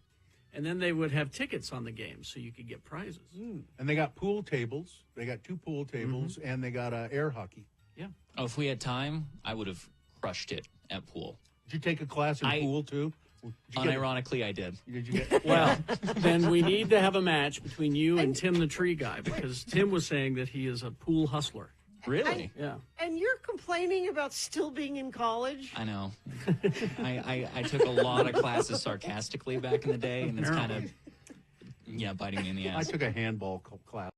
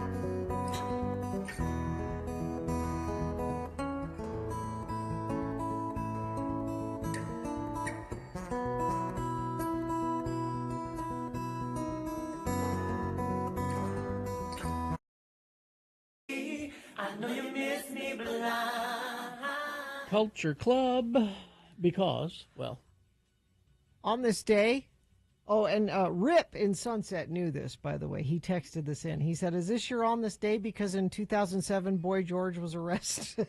Mm-hmm. Yes. Not in Sunset, though. No. There are great pictures of Boy George after he was arrested and sentenced, serving his time cleaning up the sides of the highways in Los Angeles with wearing an orange jumpsuit and he's got a poker stick that he picks up trash with. But he looked to be having an okay time, as I recall in the photos. Like, that's all right, you know. It's not bad. Have fun, Georgie. He's a big guy. He is. Big dude. All right. Well, let's see. It is time for the Boner Recap game. It is. Who do we have to play that? Jody. Jody. Hello, Jody. Hello. Where are you calling from, Jody? Stansbury Park. Yeah, what's going on out there today? Is it snowing? No, it's kind of just sleeting and just rainy. Yeah. Are you? Do you get to stay in today? Can you just be cozy and cuddly and just stay inside? For most of the day, yes. Good. Now, Jody, you can win a prize here if you successfully tell me which one of these following 3 candidates for Boner of the Day was, in fact, the winner and became Boner of the Day. And if you do that, you will win what, Gina? Tickets to see Chiodos with special guest Hawthorne Heights coming to the Depot on March 26th. Did you hear the winners or the candidates today, or did you cheat? I heard them. Uh-huh. Sure. I could tell by the tone in your voice you didn't really. You're a liar, Jody. But that's what we like here on the Radio from Hell show. All right, Jody, here are the 3 candidates. Number 1, Go Trump. That was a guy, Alfie Oakes is his name. He's a high-profile Make America Great Again Republican, Trump supporter, fundraiser for Trump. Apparently he raised a lot of money over time, but he also borrowed a lot of money and has not paid it back. And he's in trouble for that, for skating on a lot of, like, millions of dollars worth of borrowed money. When reporters asked him about it, he said, "Go Trump," and walked away. Boner gosh. Yeah. Boner, my gosh, is right. Boner candidate number 2, Nazi flags in Michigan, small town in Michigan. Doing Fowlerville, Michigan, the Fowlerville Community Theater doing a performance of Anne Frank, The Diary of Anne Frank, on Saturday night. And there were protesters waving Nazi flags, many of them wearing red masks that had the number 1488 on them, which is a symbol of white supremacy. So, yeah, protesting a little community theater production of The Diary of Anne Frank. And then Boner candidate number 3, you Democratic governors, just get out of the way. Get the hell out of the way. This is the guy that Trump has selected to be his border czar. He's going to start getting all the illegals out of this country. And if the Democratic governors don't like it, they should just get out of the way. I'll do it no matter what. This guy has been, his name is Homan, Tom Homan. Yeah. He's horrible. He's pretty horrible. He's been to a very right-wing rally. He spoke at a rally where Nick Fuentes was also a speaker. A white supremacist. And then said, I don't really know who that guy is. I mean, I don't know anything about him. I might like him. I don't know. Of course, you Googled him, and then you spoke anyway. Well, and he's lying. He is knew lying. before he went. Of course he did. Yeah. So those were the 3, Jody. Who was the winner? 3. 3 is correct. Congratulations, Jody. You are a winner. You got those tickets to Chiodos with special guest Hawthorne Heights at the Depot on March 26th. Right. Hang on the line, Jody. That's awesome. Good. I'm glad you like it. Just pay attention, and Katie will tell you what to do next. All right. Well, we'll take a break. We'll be back with some big boy news. Coming up after these messages, Zero Res. They're my friends. You know them all by first name, don't you? They could be your friends, too. Have them come to your house. Now, I bet it's been a while since you've had your carpets cleaned. I bet it's been even longer since you've had your upholstery done. And it's the holidays. We're all having people over. We want our house to look its best. Do what I do. Have them come twice, before people show up and after they leave, because your house is always dirtier after the parties. I have them come while people are there. Just follow them around. Yeah. And that's easier to do now with the X96 special. Get back to clean 3 rooms of carpet clean starting at just $119 and take 20% off your upholstery cleaning. Zero Res absolutely stands behind every cleaning. Give them a call right now, 801-288-9376. Make sure you ask for the X96 special or go online to zerores.com. Zero Res, it's spelled the same backwards and forwards, zerores.com. X96 plays all of the all. We got an email from our friend, that good-looking Rhett Thomas. Best-looking guy I know. Well, except for Carrie. He used to be on the radio with us. Yep. And checks in with us from time to time. He sends this email of interest, sort of. Hey, friends, you're so good at doing this for babies. Perhaps you could help with a dog. What should we name this guy? We've been fostering him, but we think we'll keep him. That's nice of you, Rhett. Yeah. Ever since you played John Mellencamp to start the show the other day, I want to call him Mellencamp, and we could just call him Mel. He's a blue heeler cattle dog mix. I kind of like the name Blue, especially since he's mostly orange. Or it could be Rusty. Yeah, I think a lot of blue heelers are named Blue. Don't do think that. You. Yeah, don't do that. He said, I'm also completely happy with Doggy McDogface. Thanks for letting me listen. Rhett. And he sent some pictures of the pup, who looks just like a sweetheart. Now, I'm not very good at this. Naming dogs? I'm not either. Because I replied to Rhett with my suggestion. Which was what? I said, he looks kind of like a Dexter to me. Not the serial killer, but Dexter Riley, Kurt Russell. Look it up. And Rhett replied, sad thing is, that's the only name that I won't use. No. Dexter was my dog of 13 years who got cancer and died earlier this year. Way to go, Carrie. I'm like, wow, I did not do How well. could you know that? I couldn't know that. There's no way you could know that. So might I suggest then, we stick with the Kurt Russell theme, and we name him Jack, which is Jack Burton, his character in Big Trouble in Little China. How about that? You could do Snake. Snake Plissken. Snake Plissken. Except you have to name the I think you'd have to call the dog Snake Plissken. Here, Snake Plissken! You'd have to. I had a dog. I'm not good at naming dogs. I've only had a very few dogs, and when I was in high school, I acquired a dog who I named Fred L. Montmorency. That's not a very good dog name. Look up the name of the dog in that Predator movie, the new one. Oh! Because it looks He kind of looks like that, huh? Predator. I just realized looking at the picture. Oh, yeah. Prey is the movie. That's the same kind of dog. It looks like the same kind of dog. That was a blue heeler. Yeah, Prey was the movie. Let me see. Name. Cujo. Name him Cujo. No. No? Rover. Tippy. Name him Tippy. Shoot. Let's see. Dog names are... I think Mellencamp is good, but if you name him Mellencamp, call him Mellencamp. Don't call him Mel. No. I think you call him John Cougar Mellencamp. Yeah, John Cougar Mellencamp, you get in here. I think Mellencamp is good, really, though. Here, Mellencamp. I'm sorry. This was my dog. His name was Tippy. Yeah, see? That's a good dog name. You didn't find the name of the dog in Prey? Why can't I find... I mean, Coco is his real name, but that's not the name. Coco is the real name of the dog. Sorry? Is it Sorry? S-A-R-I-I, Sorry? I think so. Does that sound right? Yeah, it does. Astro. Yeah, that'd be good. Rook of the Rimp. Rook of the Rimp. Does he talk, Rhett? Does the dog talk in any way? John Cougar Mellencamp. I want the whole thing. Because you do that for a cat. Yeah, Sorry is the dog in Prey. Sorry is not. No, that's not good. Hank. How about Hank?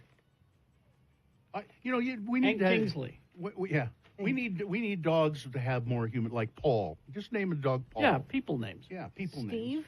Yeah. Steve. Hey, Steve. Come here, Steve. Come on.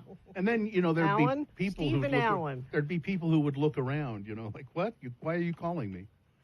Yeah, I like, Alan! Yeah. Alan! Yeah. Alan! Alan! Alan! We're not helping, Rhett, I don't Alan! think. Alan! Alan! Steve! Steve! Steve! Steve! Steve! Steve! Steve! Steve! Yeah. Well. All right. But good for you for adopting your foster. That's Scooby. great. Yeah. No. Arrow. Mel. Pumpkin. These people just texting People in. just texting in. Cutie patootie. No. Connor. Tanner. Tanner? No. Yeah. You hear those names enough at the park. They're just over at the playground. They're not. Bobby.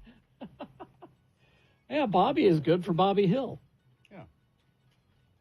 I like it. Anyway. Dave? Dave. Dave. Dave. Dave? Dave. Dave. Dave. Dave? Dave. Dave. Dave. Dave. Dave. Dave. Dave. Dave. Dave. Dave. Dave. Dave. Dave. Dave. Dave. Right, you have to make the dog wear a bandana, too. My assistant, Dave, right? Somebody says, consider the route I went and chose an 80s film villain. My current dog is Hans Gruber. I love that. Gruber. I love that. Oh, here we go. Dog Cougar Melon Cake. Thank you, Texter. All right. That was not helpful at all. No, sorry. It is time for some big boy news and opinioendo, brought to you by. Get ready for Seasons Drinking. Salt Lake's best holiday party happens November 29th through December 28th at the Ruin on Main. Enjoy a holiday wonderland at the Ruin with seasonal bar featuring a takeover from the Remora crew. Learn more at ruinslc.com. Art Garfunkel. Yes, he's still around. And he describes a recent meeting where it was a tearful reunion with Paul Simon. The two of them moved past old enmities between them. Speaking to the Times, the New York Times, no, the Guardian, Garfunkel said, I had lunch with Paul a couple of weeks back. First time we'd been together in many years. I looked at Paul and I said, what happened? Why haven't we seen each other? And Paul mentioned an old interview where I said some stuff. I cried when he told me how much I had hurt him. Looking back, I guess I just wanted to shake up the nice guy image of Simon and Garfunkel. And you know what? I was just a fool. We've made plans to meet again. Will Paul bring his guitar? Who knows? But for me, it was about wanting to make amends before it's too late. Well, that's nice. I felt like we were back in a wonderful place. We used to be so close. As I think about it now, tears are rolling down my cheeks. I can still feel his hug.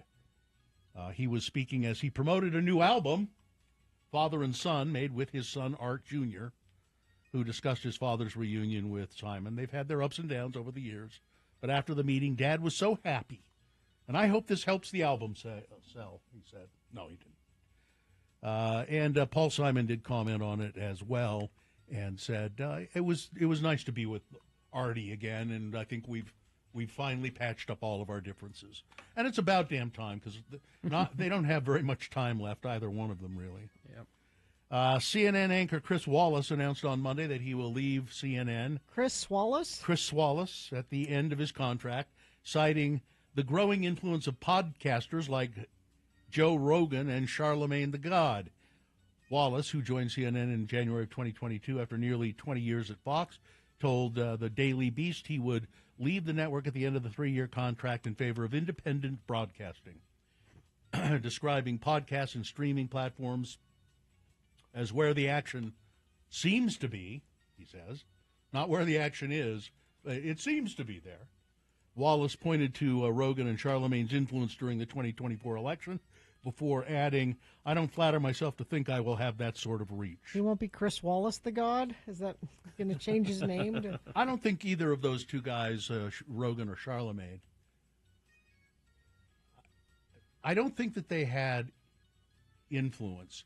The people that go there were already there. You know what I mean? The people... I don't know. The people who... I think the Democrats thought, well, if we're on 60 Minutes and we're on all these old-timey platforms, that's enough. I think Kamala should have gone on the Joe Rogan show. I think they do have influence. I disagree. She did Charlemagne, though, didn't she? Yeah, she Charlemagne. Yeah. I mean, Charlemagne's a radio guy. Yeah. But I don't know. I just think that the people who already they're Rogan Bros, and they're already there. But it's not. But Bill, you're assuming it's people going and listening to the whole podcast. You're missing out on the clips that come out of it and get put on TikTok and Instagram and Facebook. And it's true. not. You're right about people listening to the whole podcast, but all those little clips go out in a million different directions. And Let's see. Ridley Scott will never stop making movies, he said. Of course, Gladiator 2, we talked about it last hour. He said, I don't think I'll ever stop making movies. He's 87 this month. He says, the next movie I want to do, a biopic of the Bee Gees. I will watch the hell out of that. Yeah. Well, I mean, the documentary I will was watch interesting. the hell out of that. He said, that's what I want to do. I mean, honestly, I didn't think I'd be interested in a Bee Gees documentary, but I it was fascinating. I insist on real hair. I do Oh, not you don't want wigs? wigs? But how do you hire people with real How do you do Old Barry, though? But why, Gina? Their real hair look like wigs. Yeah, and let's not forget Morris and who's the other one? Yeah, they were getting thin there at the end. Yeah. The title for Tom Cruise's 8th Mission Impossible movie has finally been revealed. It's called The Final Reckoning, which may tell you something. Well, especially if you watch the trailer. Yeah, I haven't seen it. It seems pretty obvious that Tom is done. What, does he get killed? No, it's just the tone of the trailer, the way that they're putting it out there. Yeah, it says the action-packed trailer. He scuba dives, explores a wrecked submarine, flies and falls out of a biplane, does a lot of running, of course. Angela Bassett is back, and Haley Atwell. Yeah, and just let her be the new Tom Cruise. Yeah. Well, I don't think I've only seen one of those movies. Really? Yeah. They're good little distraction. Squid Game creator Hwang Dong-hyuk said that money is his main motivation for making season 2 of the Netflix series. And despite he's no different than the contestants. No, despite losing 8 or 9 teeth from stress. Wow. While filming the show's debut. In an interview with Variety after the roaring success of Squid Game, Hong revealed that 6 of his teeth fell out during the initial production. They didn't get knocked out. He was so stressed, his teeth fell out. Do your teeth just fall out from stress? They can't. I guess if you just grind so much. Yeah. Gina, I don't think you've ever been stressed enough to know whether your feet. If you're. See, they're feeling loose, aren't they? Are they feeling loose?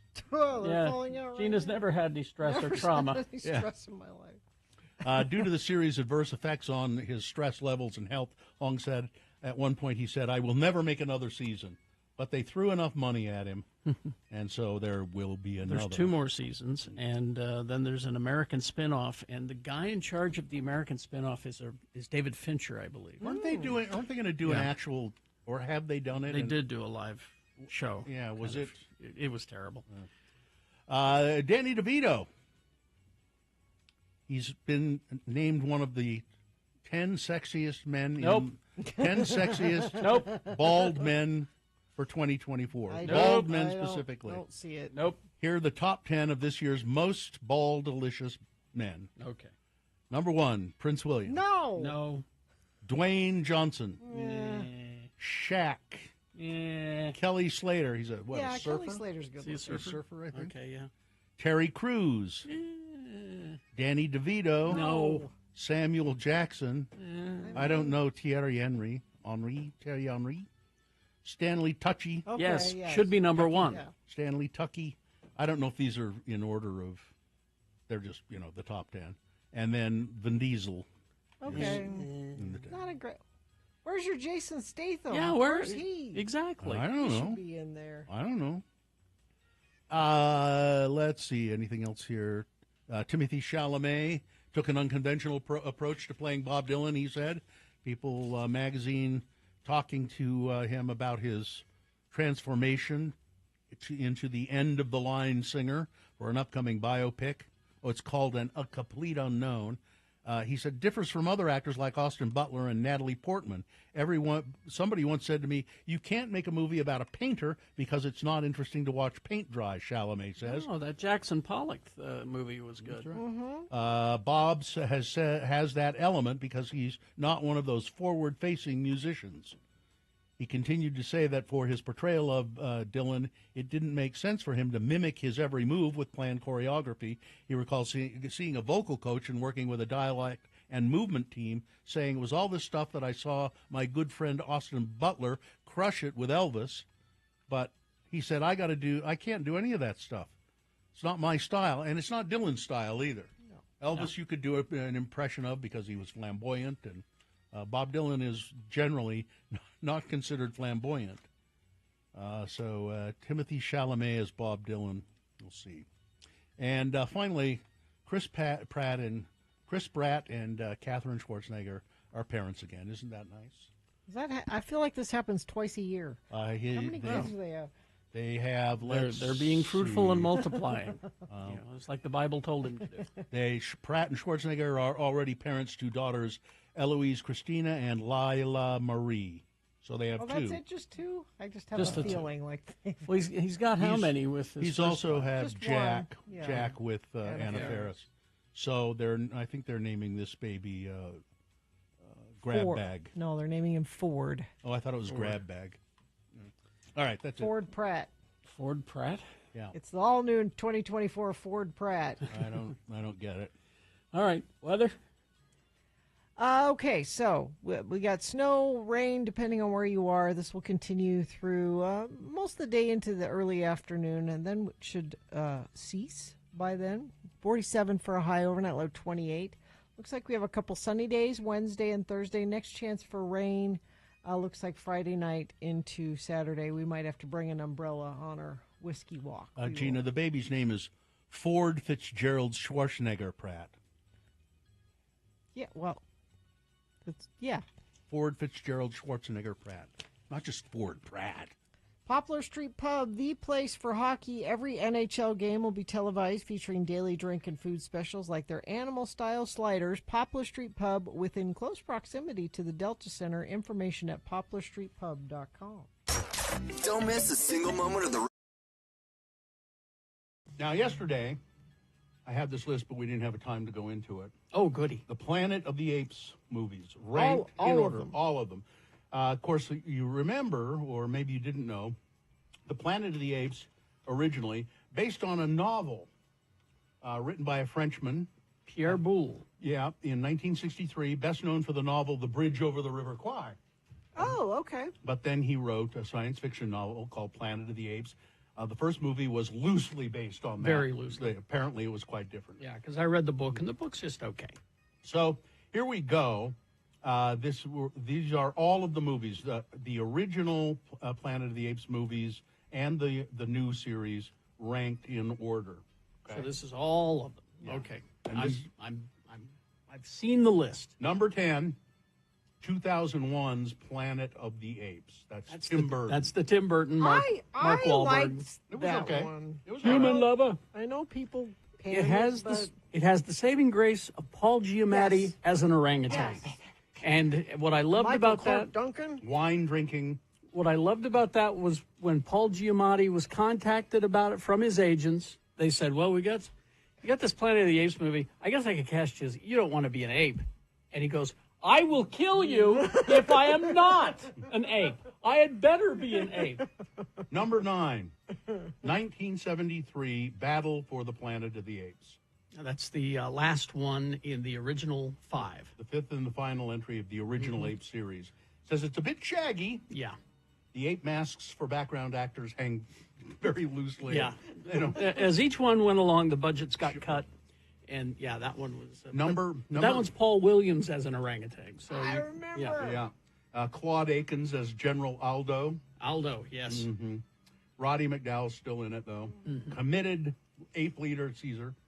And let's see now, number 8, Beneath the Planet of the Apes, 1970. That's the one with the mutants and the nuclear. It has such a dark ending. Mm-hmm. James Franciscus. Yeah. Charlton Heston is in that one. Kim Hunter and Zara. That's one where the second spaceship comes and they happen to just follow the same time and trajectory as Charlton Heston's ship. James Franciscus. And James Franciscus looks enough like Charlton Heston that everybody confused him for him. Mm-hmm. And then at the, Number 7. At the end, the world blows up. Conquest of the Planet of the Apes. This is the rise of Caesar. 1972.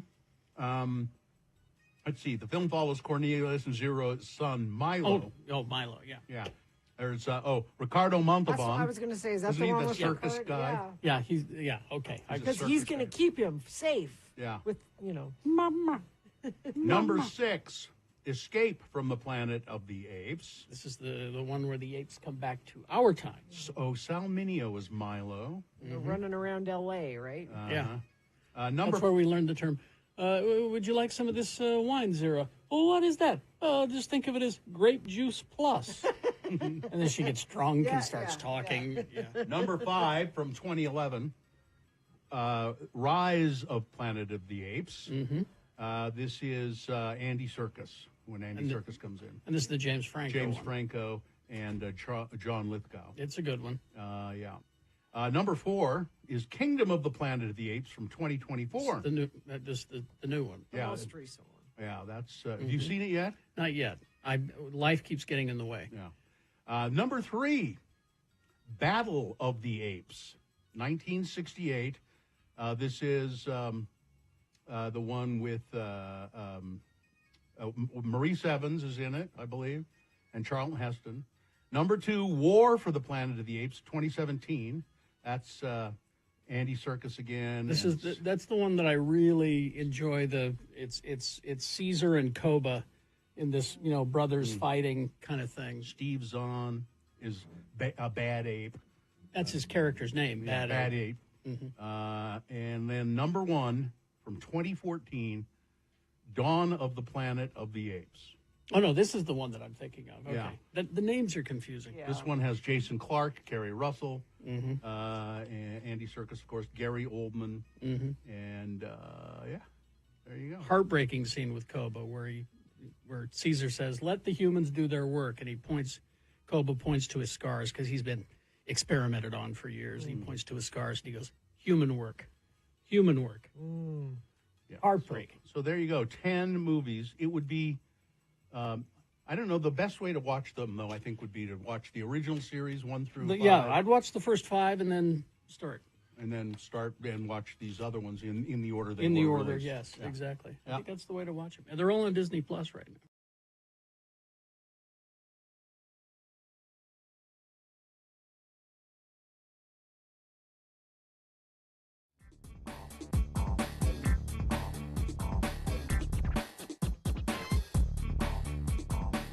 X96. Yes. Oh, sponsored by? Yes, the Radio from Hell Whiskey Tour with Jimmy the Wine Guy is now sold out thanks to our whiskey sponsors, including Sugar House Distillery in Salt Lake City, featuring their small batch rye whiskey made with the regionally sourced ingredients and the purest mountain water, and their malt whiskey, a complex blend voted best American whiskey in the San Francisco Spirits Competition. All right, thank you. Well, we're going to talk to Elena Wood from Nightingale College about improving one's mood by nostalgia. The whiskey can improve your mood. The sponsor. I don't think that's on her list, No. Bill.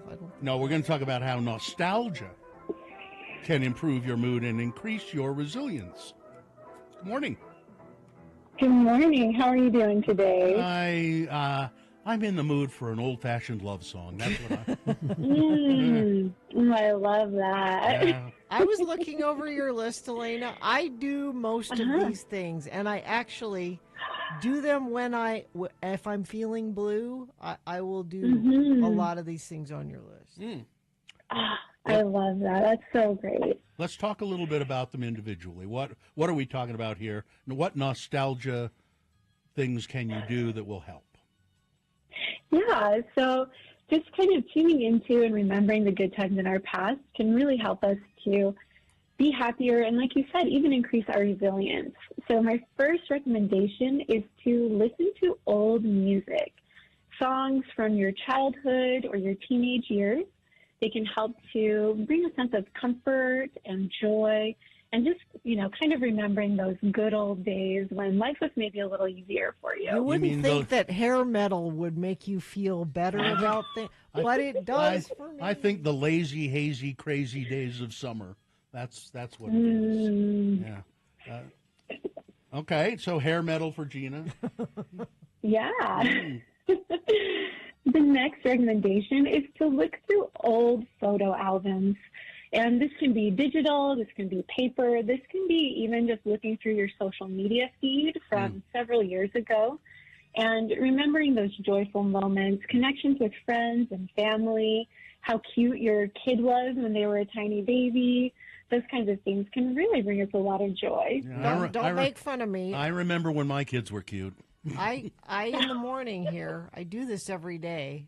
I pull my Instagram up and I just leave it off to the side. And it really, just scrolling through it and looking at my family pictures, again, makes me feel better when I'm stressed. It's always right And you're there. lucky your kids are still cute.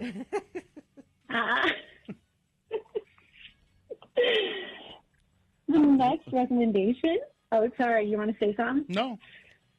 Okay. The next recommendation is to watch classic movies or old TV shows. And I have a couple of what I call comfort movies and shows that I turn to when things feel really, really hard. What are they? And okay, so I really love the Dick Van Dyke Show, which I know is quite old, but it just feels like cozy and happy to watch. And then, of course, don't make fun of me, but The Princess Bride is just that's great. one of those films that I just absolutely love. I'm a little off kilter. I like to watch Hogan's Heroes. I'm not sure why that is, but Hogan's Heroes. Carrie does this a lot, too. Yeah, Mystery Science Theater always comforts me. Oh, You were yeah. just talking about the kids in the hall the other day. Oh, yeah, Kids in the Hall, yeah. What's the next one? The next one is to reconnect with old friends.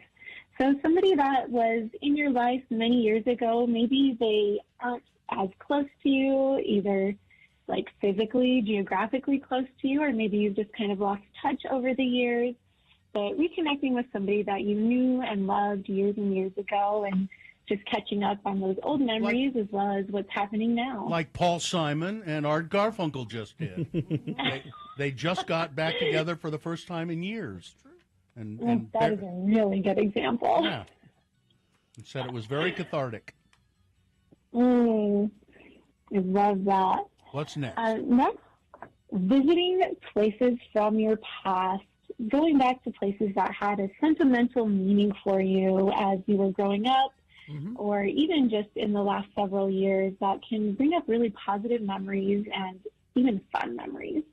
Okay. Next.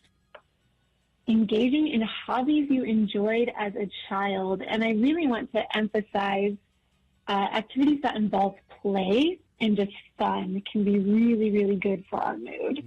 I need to get my Barbies out. I miss my matchbook collection. I had a matchbook collection. Oh, my gosh.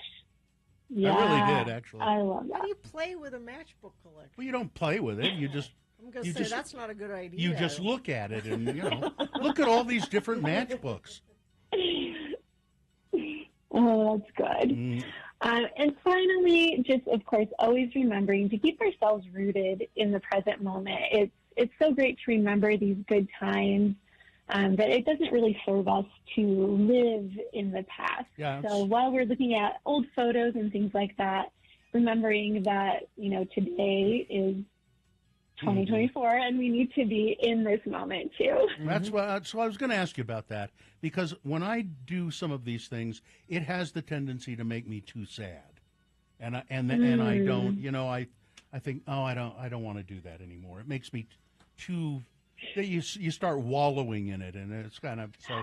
You have to, the way to not do that is to ground yourself in the present, I guess. Yes, absolutely. So just having little reminders that can bring yourself back. And if you get too lost in it, things like physical touch can be really helpful to just bring yourself back to that present moment. All right. Elena Wood, Nightingale College, where can people find out more? So you can learn more about this as well as Nightingale's amazing programs by visiting nightingale.edu. All right. Thank you Thanks, very Elena. much. Thank you. Take care. Talk to you next time. All right. We will take a break, play a song, and crawl towards the exits. Stand by.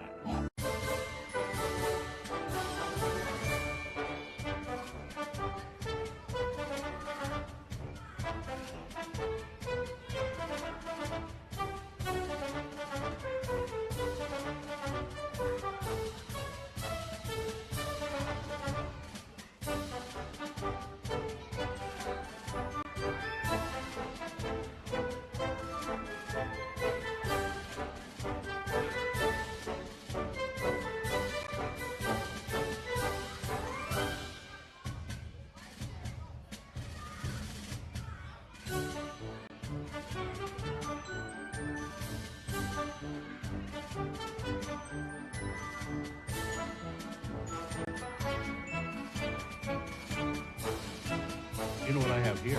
What? An email of interest. Wow. Are you sure? Yes, from Rick Paulson. All right. Email of interest. Dear Carrie, Bill, and Gina, it says. Hello. Part of these are cut off for some reason. But anyways, I think it's more time continues to slip away, as it often does. The word more is cut off. I wanted to write and let you know how appreciated you all are, and to say how much you guys feel like good friends, even though we've never met. Yes, my trusted friends who provide me with not only comfort, but information about music and the artists who create it, about news and current events, and about people who do really stupid stuff. You are always so insightful,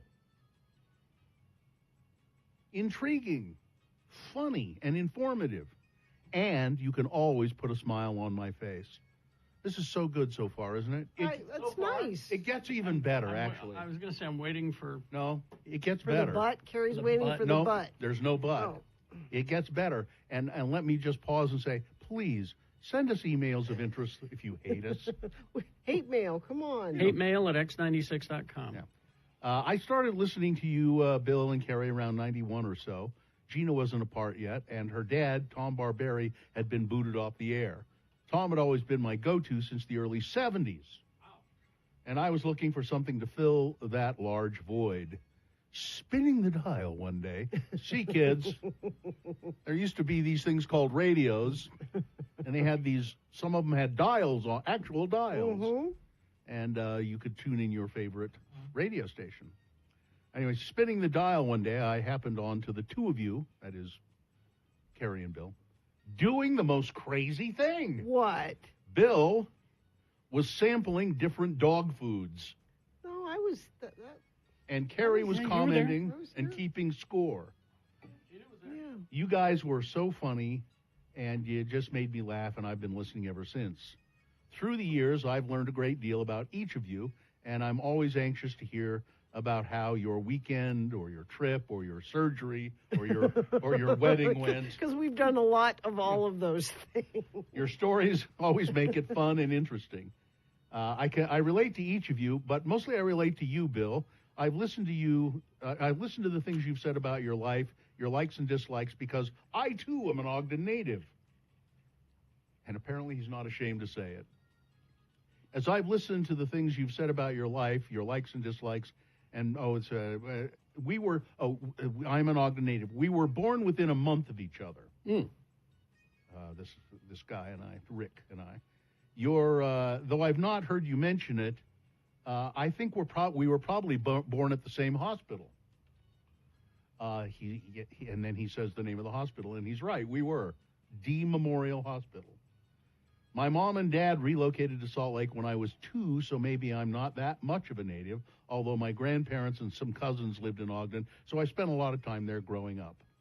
I like to eat the paste glue in grade school, like you said. You did. It tasted kind of minty. Yeah. Well, it did. You ate paste when you were in school, didn't you, Carrie? No. Never did? No. Oh. We made some that I ate. It was paper mache, which is not paste, No. I don't think. No, it's not. It's different. Paste is, I don't even know. Paste was a kind of glue that they gave you when you were in Had a elementary brush. school. Yeah, and if you tasted it, it tasted kind of minty. I don't know why I tasted it, but I did. Rick goes on to say, Bill, we both smoked and quit. Neither of us got along with our dads. We share in the admiration of the January 6th committee chair, Benny Thompson. That's a random Wow. thing. We both have terrible backs. We both hated our dads and liked We both like January soup. 6th. We both have terrible backs. We each have a son named Dylan, who were born in the same year within a month of each other. There have been numerous other things you commented on that mimic my life, but too many to list. Oh, please, go on. It says, so my wife and I, she's a big fan too, moved to Roy 13 years ago. Oh, no, not Gina's hometown of Roy, not Roy, but Roy, Washington. Roy Washington. Wow. Which is about 70 miles south of Seattle and about 30 miles east of Olympia. The details of our move and what happened and why make a very long story, but let's just say it didn't work out. But here is where we are. So they moved and it didn't work out, but I guess they stayed in Roy. Our home is out in the country and internet is via satellite only and is very sketchy. So we've survived on your podcast ever since moving here 13 years ago. Oh. It's not the same as listening live, but it does get us through the day and provides us a bit of sanity, which we all need now and then. Sure. You guys give us fun-filled entertainment and keep us up to speed as we listen to while we work on a puzzle or prepare a meal or mow the lawn or drive around, run errands, etc. We're always listening and chuckling. So this email is just to say thank you for the many hours of the good and professional entertainment that you have provided all of us for the past 32 years or so. In our book, you really are number one. Oh. Rick and Charlene Paulson, feel free to use our names. Rick and Charlene Paulson, Roy, Washington. Feel free to use our names. What a nice letter. That's That is nice. Exceptionally nice. Thank you, Rick and Charlene. We do appreciate the nice letters, but we need to shake it up. Send us some. Look, even if you don't mean it, make up a hate lately. No, surely you can find something. Oh, we're easily hateable. I think we're infinitely hateable, but But isn't it interesting, though? He's been listening for that long. Why now, all of a sudden, did he feel compelled to write that letter? He's like one of those cats in the old folks' home that know when someone's going to die. That's why he did it. Has he crawled up on our chest? That letter is him crawling up on our chest. we're coming. He can sense that we're coming to the end. He can tell. That could be. That's exactly what that is. Email. Oh, interest.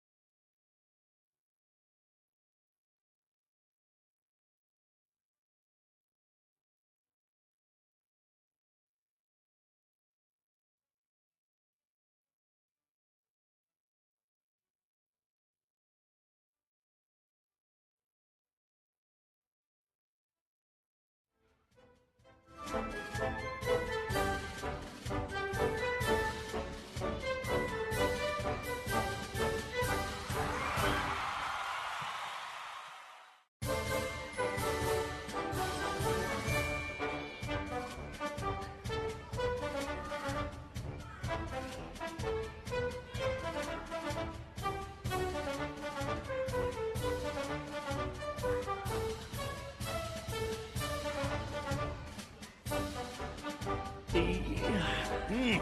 9:53. I think, we really need to congratulate once again. We did it at the top of the show. But our inside guy in politics, Jackson Lewis, won his election. He was on our show, and he won his election to the Canyon School Board. He's 19. He came on our show. He was really quite nice, very nice. And he came on our show to talk about, why he was running for school. And he won. Mm-hmm. He's one of the few candidates that I promoted that won anything. Hong Win won her seat as well. Mm-hmm. But so we have an insider with Jackson. So what agenda should we have him spread? What? Although we I don't know what we can have the same. I don't know what we can afford. That's what how much money can we raise to to bribe him? To pay him off so that. I love that he's someone that was a student in school and was inspired in a class. They were in a class talking about some of the things that the school board was ruling on, and that he heard that and went, "That doesn't sound right. I'm going to take an action and I'm going to run." And I love that enthusiasm. We all are really good about complaining about things, but actually taking it that far and running, good for him. Well, I just I'm a little disappointed, at least in this news article on the Fox website. He didn't give us any credit for his win, and I think we deserve a little credit for. And I mean, some sort of edible arrangement, perhaps. Oh, you mean like cookies on dowels? Cookies on dowels, yeah. Fruit on sticks of some sort? Sure, Yeah. something like that. That'd be great. Mm-hmm. But anyway, before every school board meeting now, Jackson, let us know what the agenda is, and we'll tell you how to vote. All right. Okay? Yeah. Any questions? Yeah. Let's do the promo and crawl toward the exit. I'm sure something that must go has happened to you today. Oh, yeah, I've got a doozy. Email it to radiofromhell@x96.com. You will never believe what happened to me. Email it to radiofromhell@x96.com. A doozy, I tell you. Radio from Hell, a doozy of a show, Wednesday morning here on X96. What's a doozy? I'm not even sure if that's how you spell doozy, but spelling doesn't count in radio. Yeah, it doesn't matter. I just don't know what a doozy is. That's a doozy. Carrie's got one, apparently. I can't wait to hear. Oh, now the pressure's on. What do you mean? You didn't care what happened to me. You just cut me right off.